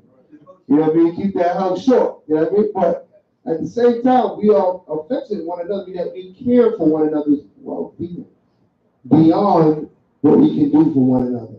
We care about each other's well-being down the lane. You're weak. What's going on with you? What your interaction is. Okay? The book of Romans, chapter 12 and verse 10. Come. Be kindly affectioned Right. one to another Come on. with brotherly love, Read. in honor, preferring one another. Doing what? Preferring one What another. does it mean to prefer? Choose one rather Right. over another. So what does it mean prefer one another? What are you saying? What is it saying for you to do? What is it saying for you to do? Love one another. To love. Love your brother. Come on now. And love other nation. Huh? Love your brother and love other nation. Are the other nations? And none of this got to do with other nations. What is it talking about? Preferring one another. Right? Bring it to neighbor's term. Bring it to your life. How can you manifest this scripture? What would you be doing? Love a righteous brother. Right? Calling my brother, going hanging out with him. Let's say they about to do something that gonna get them in trouble. You'd rather them not do it, but you'd rather they freedom over what they might gain from what they about to do. Read that again. The book of Romans, chapter 12 and verse 10. Right? Be kindly affectioned one to another. Remember, he's talking to those that's in the spirit of the Most High. Who's writing this book? Paul. Who did Paul write to? The Israelites where? In Rome, right? In different churches. There's different epistles were sent out. He never was talking about no Gentiles. Or no, he ain't worried about Esau and them. They ain't got nothing to do with this. This is Israel dealing with Israel. All right, read on. Romans chapter 12 and verse 10. Be kindly affectioned one to another. Right, when you come across your brethren, especially in the spirit, your brothers that have repented, you kindly affectionate to that brother. You see a brother, it's like you in a Walmart and some fringes pass by the aisle. What most of y'all do? Because I know what I do. What was that? You go to see who that was. And then let's say you look at a person you don't know. You say shalom, right? Now, if they from certain camps and look at you crazy, then you know what. But how you feel about that? How you feel about that? You know that don't feel right. That spirit is off. I gotta get angry in the spirit. I'm ready to throw stuff, right? Because you know that spirit is what? It's against your spirit. Right? You're like, what spirit is that? That's not of the Most High. But if the brother turn around and go, shalom, brother, Lord, like, who you with? They have a conversation. You don't know, brother, you don't know the sister. I happen to be all the time. You wear your fringes, you run into people that got fringes on. Right? You're going to say shalom. Right? Because you're going to be kindly affectionate to your brother in the spirit. That's what it's talking about. You're kindly affectionate to your brothers in the spirit, your sisters in the spirit. Be kindly affectioned one to another with brotherly love, right? In honor, preferring one another. Right. So now if you have an opportunity to do something, and this brother in the spirit, right? He got a then you got Donovan got a security shop, and you got Jenkins brother's mechanic shop. Which one are you gonna go to? You're gonna go to your brother in the spirit. You're like, I'm gonna prefer him because I know he is repenting. He's part of the spirit. Now I'm not saying I would never go to those two, but I would prefer to go to him first. He might say, nah, go over there. They went over there with that type of deal. Okay, I'm going over there. Say shalom. They go over there. You know what I mean? Because they my peoples too. But what? Esau shop over there, he can't get no love. He get my dollar, right? Read. Verse 11. Not slothful in business. Not what? Not slothful in We business. gotta make sure we do business together. And if you do business with your brother, do not be slothful in business. A lot of times brothers say, well, that's the Israelite brothers. So yeah, they're like, they ain't got to pay you. Why all of a sudden I got fringes on, I don't gotta get paid? Well, how the fringes supposed to pay your bills? I don't get it. Right? So what? Don't be slothful when dealing business with your aki. Everybody understand that? Right? We dealing with Esau more straight business than our own people. Right? We don't. Fervent in spirit. What? Fervent in spirit. Fervent in spirit. You gotta be strong. Like, yo, listen, I'm doing this and I'm not afraid. Oh, I don't want no brothers to come over here. They're gonna mess my house up. You can't be afraid. If the brother say you know how to paint the wall, you first of all, you better know how to paint the wall before you say it. Don't come over and tell me you can paint the wall and you come jack my wall up, right? But at the same time, if he say he could do it, we gotta be fervent in the spirit to say, brother, here you go.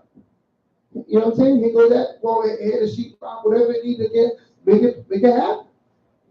We gotta be fervent. That we want to be, we're gonna prefer our brethren first. This is what the assembly is for. We got talents, and brother give a whole class on burying your talent in the ground. Right? We know we ain't gonna do that after that class, huh? So now we gotta look to our brothers and our sisters and see what we can do. Right? How can we help each other? How can we work together? And don't be slothful in business with your brother. If you went to the store and you gotta go to the store, you gotta pay for that before you walk out the store, or the police gonna be waiting on you. Right? So why is it you go to the Israelite store, you pay whenever you feel like paying? Right? That's not right. Everybody understand that? You gotta deal with it the same way. You gotta have that same mentality. Read. Serving the Most High. Right? Verse 12. Rejoicing in hope, patient in tribulation, continuing instant in prayer, Right? distributing to the necessity of saints, given to hospitality. Bless them which persecute you. Bless and curse not. Verse 15. Right, that's it on that. Bless and curse not. Mean that what? Even situations might not go the way you want it to go. That's not a reason to curse your brother. Everybody understand that? It might not go that way. Sometimes, you deal with brethren, you deal with Israel, a lot of us, we're still trying to get that word out of us, right? So sometimes we might not deal straight business or whatever, right? We still got a little game left in us, right?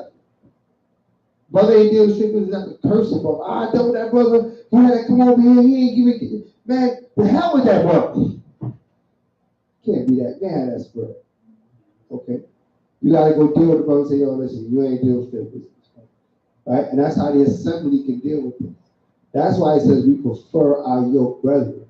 We deal with our brothers that we know in the spirit. When you know a brother in the spirit, you deal with him, you prefer him. All right? So you can deal with him properly, and then what? We can all build off of that. We can all eat. Right? The assembly is now working. Remember the scriptures, we started these classes out with what? Gather yourselves together. But now we understand that that's not just physical. There's things that we need to do once we gather together that's going to make the gathering correct. Okay?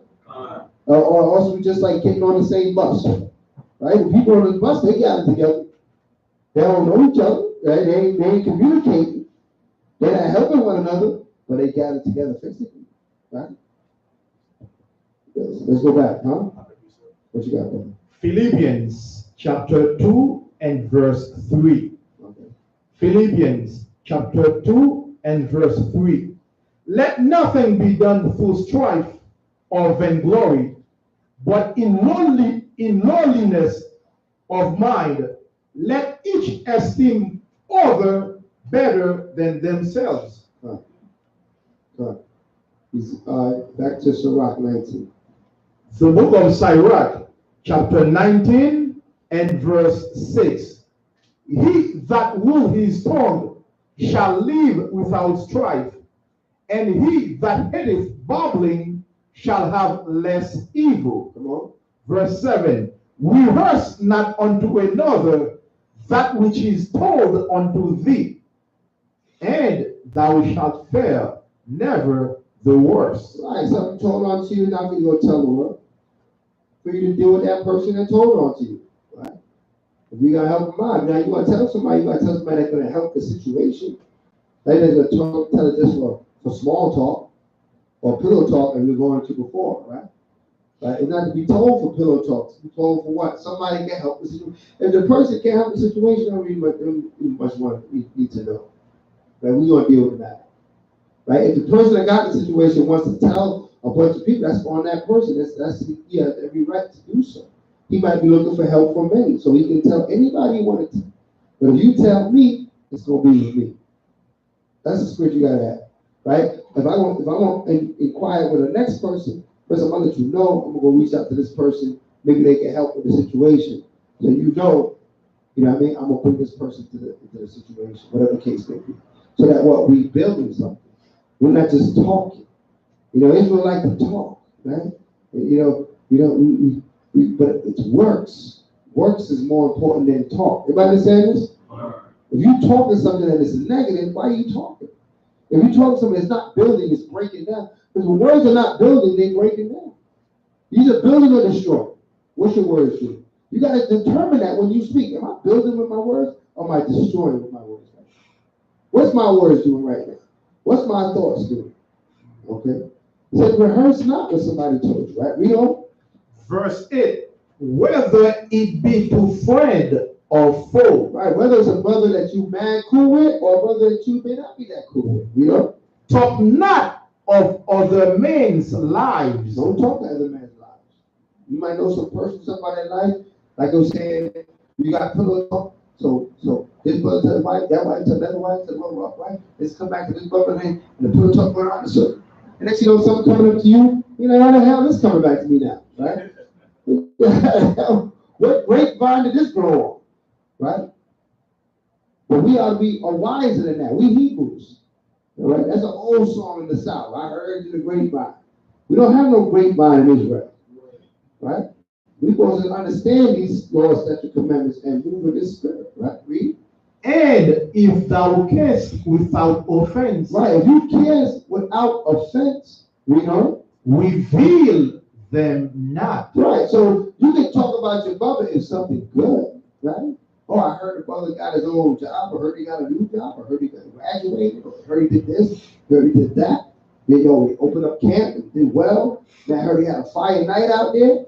You can talk about that all day, because why? There's no offense in that.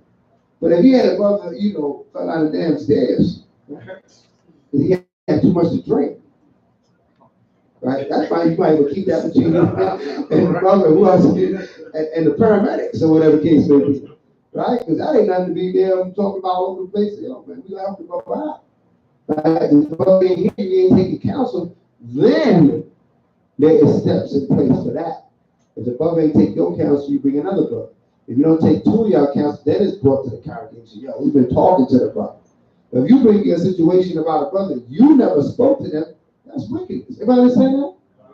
You can't bring me a situation, hey, you didn't deal with the brother, right? Or the sister, all right? Yeah. Proverbs chapter 25, verse 9. Proverbs 25, verse 9.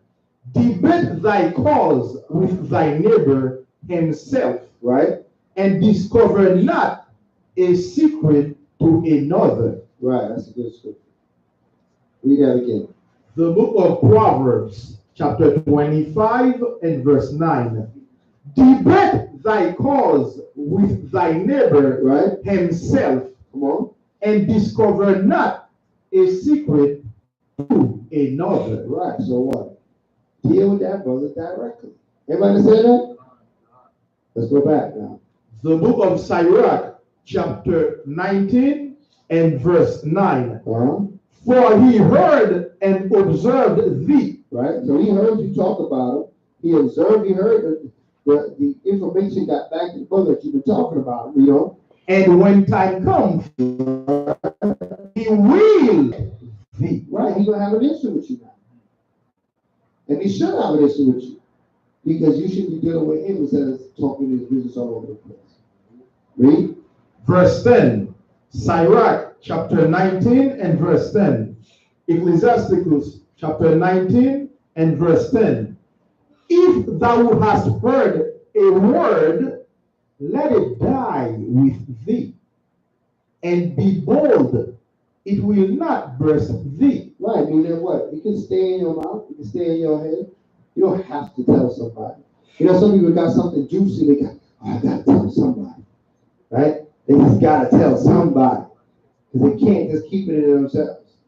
If you know you got that problem, you got that type of issue, man, listen, close your ears. Somebody gonna tell you something, say, yeah, don't tell me that. Because you tell me if it's too good, I'm gonna tell somebody. Let's be honest. Right? Somebody say, all right, I ain't gonna tell you that. Right? We know. Sirach, chapter 19, verse 11. But listen to this, read. A fool troubleth with a word. Right, only a fool travaileth with a word. You know what? What's travail mean? What's that mean? Struggle, right? Only a fool struggles with a word, meaning they can't keep a word inside themselves. They gotta get it out. All right? That's a foolish mentality, you know? As a woman in labor of a child. As a woman in labor with a child, all they want to do is get that baby out. Right? You know? Verse 12. As an arrow that sticketh in a man's thigh. If there's an arrow sticking out your thigh right now, what will be on your mind? Getting it out. That's the only thing on your mind. Nothing else on your mind right now. And that's how a fool is with a word, you know? So is a word within a fool's belly. Right, so a word in a fool's belly is the same way. All right, Proverbs 18 and 8. The book of Proverbs, chapter 18 and the 18th verse. 18 and verse 8. Proverbs 18, verse 18. 18 verse 8. Oh, verse 8, sorry. Proverbs chapter. The words of a talebearer, right, are as wounds, and they go down into the innermost parts of the belly. Right, so what? It's like wounds. It's like it kind of, it hurt for them to stay inside them. They gotta get it out. They gotta speak it. If they don't speak it, they're gonna explode. Right? If you feel that way, remember you're dealing with foolishness. Fools deal with foolishness. Okay? So we gotta put away foolishness when we come to the word of the Most High. You continue being a fool, but the Most High is woken you up. If you were like that, you gotta repent from those words. Right? Day of Atonement is coming up. You gotta repent from those words if you're guilty of them, and then you do them no more. Okay? Go back. The book of Sirach, chapter 19 and verse 14. Matter of fact, before you give me that, give me Sirach 20 and 19. Yes, sir. The book of Sirach, chapter 20 and verse 19. A wise sentence shall be rejected when it comes out of a fool's mouth. Right. When you deal with foolishness, you can't even teach nobody now. Because you're dealing with foolishness, right? What verse is that? Oh, that's verse 20. I need 20, verse 19. Sirach 20 and verse 19. Yeah. An unseasonable tale, right, will always be in the mouth of the unwise. Right. An unseasonable tale shall always be in the mouth of the unwise. Mean that what? You're going to talk about stuff there's no reason to talk about it. It's unseasonable. Why are you talking about it right now? Why are you bringing that up? If you ask you that question, like, what does that got to do with what we're dealing with right now? Right? Right? You know, it's unseasonable. It's not right. It's not the right time. Read on. Verse 20. A wise sentence shall be rejected when it comes out of a fool's mouth. Come on. For he will not speak it in due season. Why he coming with some old left field stuff? Like, what are you talking about? Right? Did you hear about his brother? No, I ain't hear about no brother.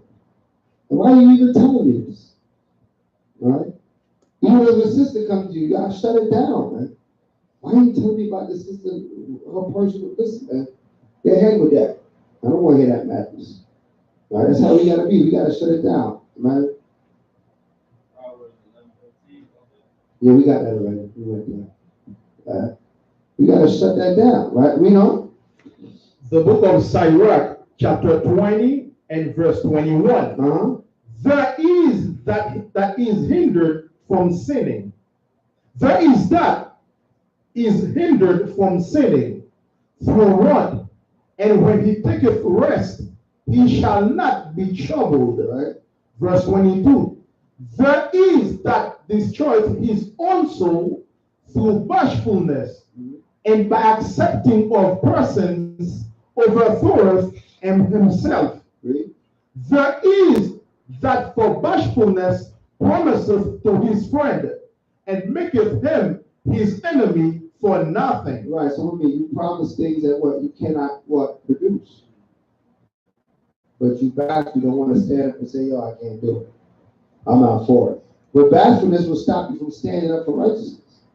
Because you don't want to cause no problem. You don't want to have no contention. So you just go ahead. You go ahead. You let the brother go ahead. You let the sister go ahead. That's through bashfulness. When you're a Hebrew Israelite, you can't be bashful. Everybody understand that? People might be upset what you got to say. You got to get over that. All right? You say something, somebody get rubbed the wrong way, it comes to the territory. Right? The truth sometimes hurt. Right? They may not want to hear you say, it might be vexed with you. Oh, I'm sorry you're vexed with me, but it is what it is. Right? The truth, I'm going to be bashful, and I can't speak. Right? When I know what I'm speaking is correct according to the word of God. Right? That's not the spirit of the Most High. The spirit of the Most High, they said the righteous stand bold as a lion in the face of his adversary. Sometimes we need to speak things, and it is what it is. People will be offended, yes, unfortunately. Right? What are you going to do about it? Right? The word offended you at one day, right? But you still here. Right? Hopefully it'll offend you again. Every time the word offends you, that's a good thing. That means you just found something that you need to be corrected with. Because the word offended you. Like, damn, I am like that. That's off. Right? First it kind of hit you kind of hard, but then you realize, man, you know what? We make that change. Therefore what? I'm okay. Yeah, move forward to the spirit now. I got to worry about that. All right? Oh, I'm beyond my time. Let me finish these verses. All right, go back to Sirach 19. Sirach chapter 19 and verse 14. Verse 13. Admonish a friend, it may be he hath not done it. Right? And if he have done it, that he do it no more. Right? Verse 14. Admonish thy friend, it may be he hath not said it, and if he have, that he speak it not again. So what's the purpose of admonishing a friend? But what does the scripture tell you the purpose of admonishing a person? That he what? Give him a chance to prove himself. Prove himself? To repent. Because it said that he do it no more. So we admonish a friend. The whole purpose is that we're trying to bring the brother or the sister to repentance, that they don't continue. It's not we admonish the person because we upset, because you angry, or because you don't like. Because the person might say something to you. They might be bringing a tale to you that doesn't offend you. But that don't mean that it's not wrong. Right? So you still got to admonish the person and be like, yo, listen, I don't think you should talk about that. Right? Not that it affects you personally, but you're not offended by it. But if you only admonish when you're offended, then your admonishment is not going to be right according to the will of the Most High. It's going to be according to the will of what offends you. All of a sudden, you want to admonish the person because of who they talking about. Well, that's my brother. Don't talk about my brother like that. Well, hold on. Last week, I was talking about your Tazaka, and you didn't have a problem with that. Right? But now I'm talking about this brother is an issue. Right? Which one is it? Right? You got to be always, you say, in season, out of season. You got to be on point all the time. Right? You got to admonish just to bring the brother that's speaking to you to repentance. Everybody understand that? It's got to be all the time. It can't be something. Can't be sometimes. Right? Even brothers talk about brothers in other schools. Oh, did they hear that? Blah, blah, blah. I asked them. I said, "Did you sleep with that brother?" Nah, but I heard that. I don't want to hear what you hear. You know what I'm saying? I'm gonna take it as a grain of salt, but I don't take rumors, man. That I ain't hear the brother speak it. I ain't see it. I don't know. I don't know the brother. That's what I'm saying. Sometimes people get, they get a little like I'm cutting them off or I'm offended. I don't know, but I don't know the brother. I haven't spoken to him. You didn't speak to him, so why are we talking about this? Right? We hear things, we don't know if it's real or what. Right? So we gotta be mindful of that. You know, we spreading rumors. We don't want to be spreading rumors. We don't want to be caught on the talebearer side. Everybody understand that? You gotta be mindful of this because you can end up a talebearer and you don't even realize you're a talebearer. Because you believe what somebody told you, right? But that person never got first-hand information. But you just believe what they told you. So you didn't ran with it. And now what? Now you're being a talebearer because you're telling people something that's not even correct. All right? Because you believe it don't make it the truth. Everybody understand that? Let's read. The book of Sirach or Ecclesiasticus, chapter 19 and verse 15. Now, hold on that. Give me Sirach 22 and 6. The book of Sirach, chapter 22 and verse 6. If you have the red apocrypha, it is on page 83. Sirach 22 verse 6. A tale out of season is as music in mourning. Right, as music in mourning. Now, people at a funeral and you come play the latest hip hop song. Right? You're gonna be looked at crazy, right? That's how a tale is of somebody telling somebody business and it's not necessary. Right? We don't. But stripes and correction of wisdom are never out of time. That's right. There's always time. But stripes and correction of wisdom. Right, correction of wisdom. Correction is always necessary. You understand that? It is never played out. It's never not a good time, right? It is on time because right now is when the situation is happening. So right now is when you need to bring that wise correction. Of course, with meekness, right? You can't be rebuking every day about it, right? Because people not be around you. But you gotta say, no, that's not according to the scripture. You know what I mean? That's not wisdom right now. Right? You may not want to hear from me, but I gotta speak it. Right? Most High is watching me. Right? Don't take it personal, but the Most High takes it personal. Right? Read. The book of Sirach, chapter 22 and verse.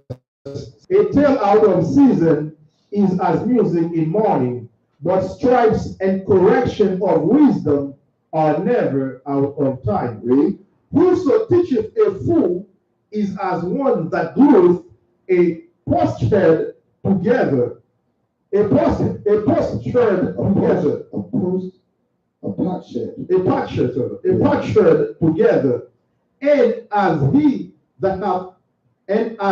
that waketh one from a sound sleep. Right. Verse 8. You see that? That's like you waking somebody from sound sleep. Right? When you correct a fool, somebody might be foolish on something, and you correct them like, wow, like the light turned on, like the bulb went off. Damn, you know what? I shouldn't be doing that. Right? You know? Verse 8. He that telleth a tale to a fool speaketh to one in a slumber. Right? When he hath told his tale, he will say, what is the matter? Right? If children live honestly and have wherewithal, they shall cover the business of their parents. All right, let's go to the children of their parents. Jump down to 13. The book of Sirach, chapter 22 and verse 13. Right. Talk not much with a fool, right, and go not to him that hath no understanding. Yeah, listen, you got a problem. Don't go to people in the world to deal with spiritual matters. Don't go to people in the world to deal with spiritual matters.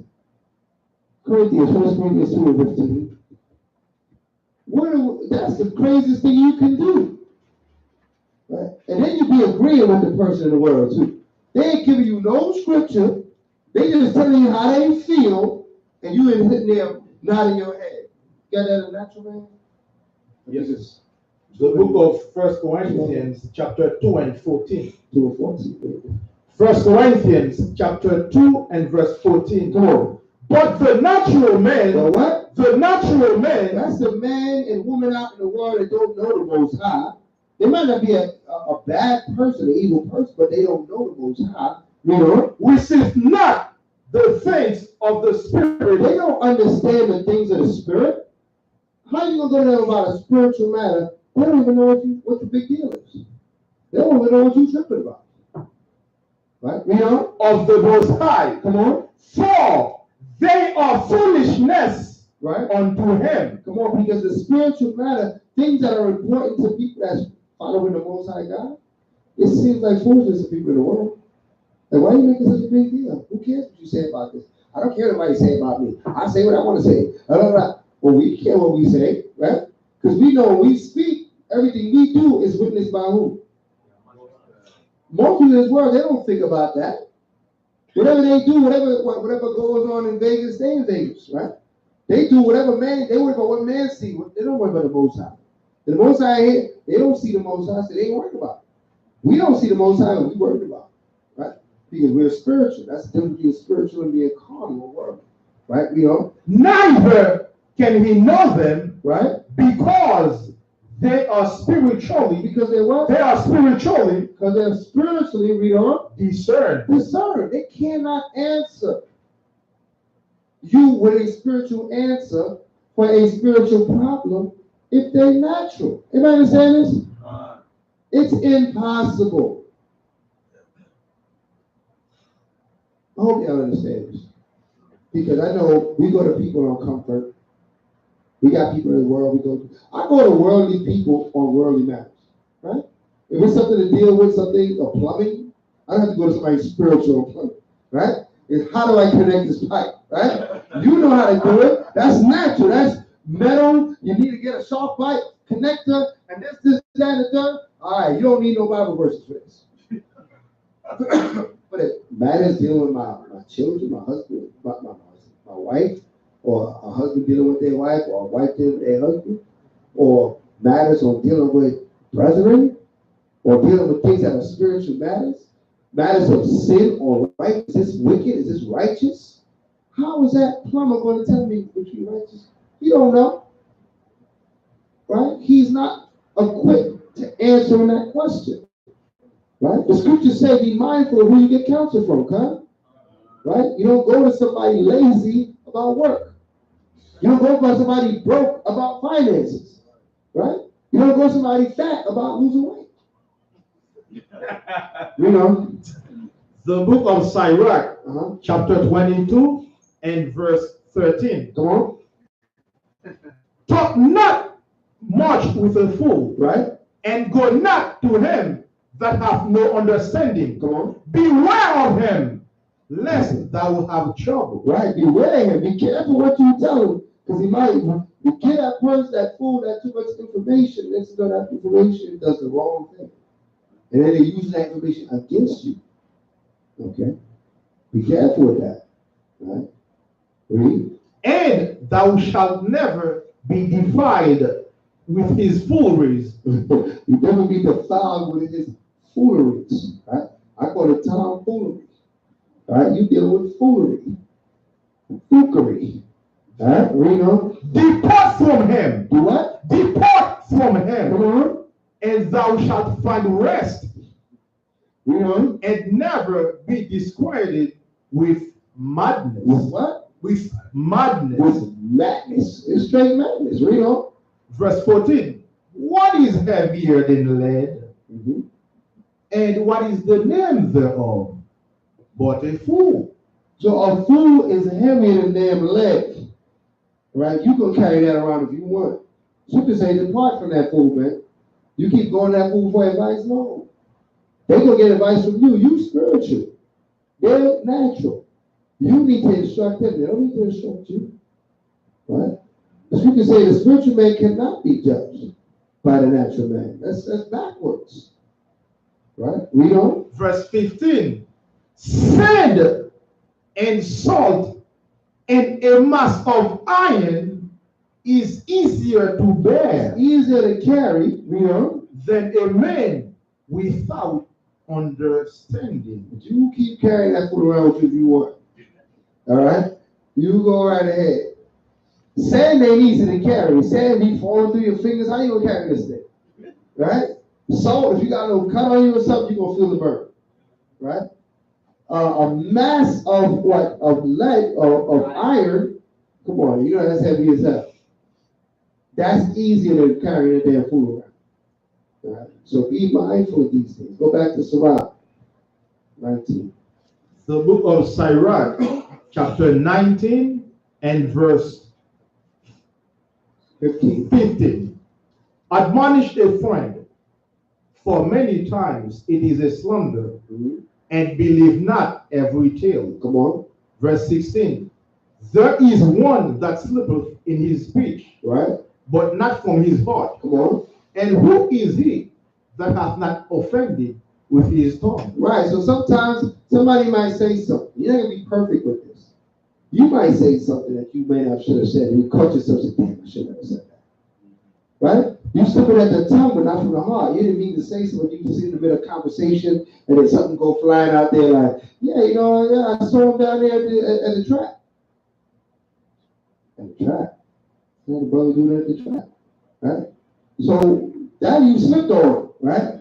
Yeah, I should talk to that brother first. What the hell you doing at the track? But if I saw you down there. If I ain't speak to you yet, I should be speaking about where I saw you at. Everybody understand that? Right? We got no business down there. But I need to speak to you about that first, right? Before I go tell the next man I saw you over there. But we had that habit in this realm. We want to take, hey man, so shit, you might find out, oh yeah, I was working down there. You know what I mean? Fixing the plumbing. Or the case may be. I don't know what you're doing down there. But we don't converse. We just say, I saw, or this or that and the third, because of that person. You know? Something might seem amiss, that's not amiss. In other words. Everybody understand that? Right? You might see, you know, maybe I didn't put nobody on that. Let me see here. You might see, you know, touching one of that beeper, it might pull up to, you know, booty trap, right? He might be driving Uber, but you never spoke to the brother. So now you saying Tarzan one is in the booty trap.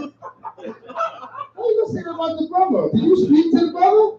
You speak to the brother, he said, no, I was driving Uber, man. It was crazy. They had me drop off in the booty trap. Right? But you know, to spread the story, everybody looking at Tarzan one crazy. You wanna know why he can't, you know, no worry, go do the video, brother. Just sit in the back, brother. Don't worry about it, brother. We'll talk about it later. There's a spirit on the spread. Talk to the brother. Right? That's what the Most High said. That's going to bring the assembly. Communicate. That's what's going to make the assembly a lot more powerful. Then you're going to understand why this is so important. When we start to use the assembly. Right now, we're forming the assembly, and that's good. You got to form it in order to use it. But now that we've been forming the assembly, let's use the assembly. Let's learn how to interact, communicate. Let's open up. Let's talk about it. Let's see what the situations are. Let's clear it off. You know what I mean? Let's know what to do with information. Information come to you, it travel around the circle, it come back to you, it should shut down at you. You should send it back give it right back to the sender. Matter of fact, find out to get all the way back, right? Because we don't need this in Israel. Everybody understand that? Right? That's what this instruction tonight is about. You know, it's, you know, children of Israel don't gossip. Israelites don't tell there. Okay? So a lot of instruction went out tonight, a lot of scripture. Hopefully I want them all down. They got a lot of guidance for the scripture. At this point, any questions or anything you went over? Right.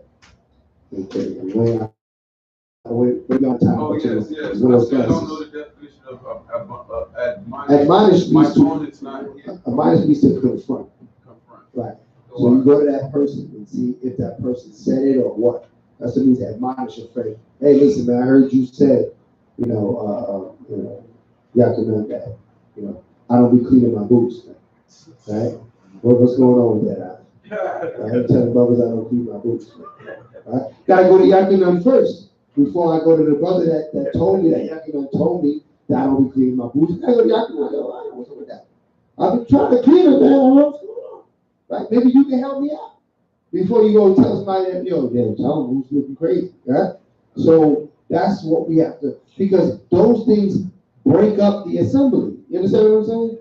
Those things sow discord amongst Akim, amongst sisters. We're talking about each other to the person. If you got a problem with the person, then Talk to the pull the person one side. The person is offended by that, but they're not being spiritual. Because you come to the person spiritually, they're supposed to take it spiritually. And be like, damn, since you trying to correct me, I hear what you're saying. Let me work on that. But damn, brother, you trying to reason with me? Okay, I see what you're saying. Let me work on that, right? Right. Brother come to you and say, you want to comb through your hair? Right? I don't know, right? Brother trying to correct you, help you out with something, right? Maybe your hair should be corrected in some way. I don't know, right? But let that go directly to the brother. I'm not trying to single out yourself, not at all, right? So let that be directly to the brother before you. That's his style. That's his. He told me it's like a natural style, something to that effect, right? It's like one dread. I think he's confusing me. When I look over it, right? But it is what it is, right? So, but let you deal with the brother before you deal with anybody else. Everybody understand that? Okay. All praises. All right. So admonish just means confront the brother. Go to that person. All right. Any other questions? All right. With that, I would say I'm Adrian Mokonya Yerushalayim, stand and face Jerusalem.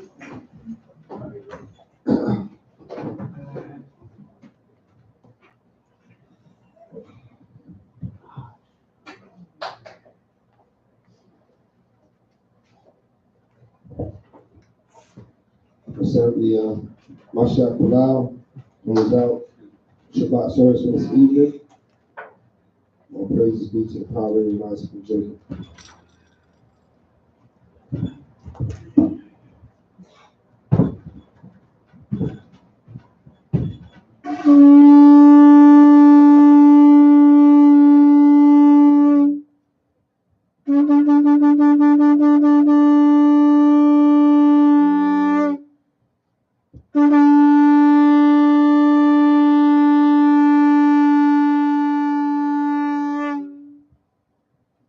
Hallelujah. Hallelujah. Hallelujah. Hallelujah. Who's the power? Yahweh's the power. Who's the power? Yahweh's the power. By Hashem? Yahushua. By Hashem? Yahushua. Hamashiach Tapula. Abiyanawa. Abiyanawa. Shabbat Shemayim. Shabbat Shemayim. Barash. Barash. Hayah. Hayah. Shamka. Shamka. Yahweh. Yahweh. Balakrovka. Balakrovka. Taba'ah. Taba'ah. Watazaka. Watazaka. Hayah. Hayah. Aisha. Aisha. Baharakaza. Ta. Bashamayim. Yadawanawa. Yahweh. Ho. Yahweh. Wasalachanawa. Kabawakinawa. Kasalakinawa. Kabawakinawa. Wara'ah, Rabiya'anawa, Wanasaiwan, Abo, Abashaynawa, Manra, Kaya, Laka, Amalaka, Waha'ala, Wahathai Pa'arah, Wa'ayalonu, Wahashem, Hamashiach, Yahushai, Amen. Matthew chapter 6 and verse 9. After this manner, therefore, pray ye. Our Father which art in heaven, hallowed be thy name. Thy kingdom come, thy will be done in earth as it is in heaven. Give us this day our daily bread, and forgive us our debts as we forgive our debtors. And lead us not into temptation, but deliver us from evil. For thine is the kingdom and the power and the glory forever. Amen. For if ye forgive men the trespasses, your heavenly Father will also forgive you. But if ye forgive not men the trespasses, neither will your Father forgive your trespasses. Bahashem, Hamashiach Yahawashai, Sawada, Samyad, Amen. Amen. Hallelujah. Hallelujah. All praises.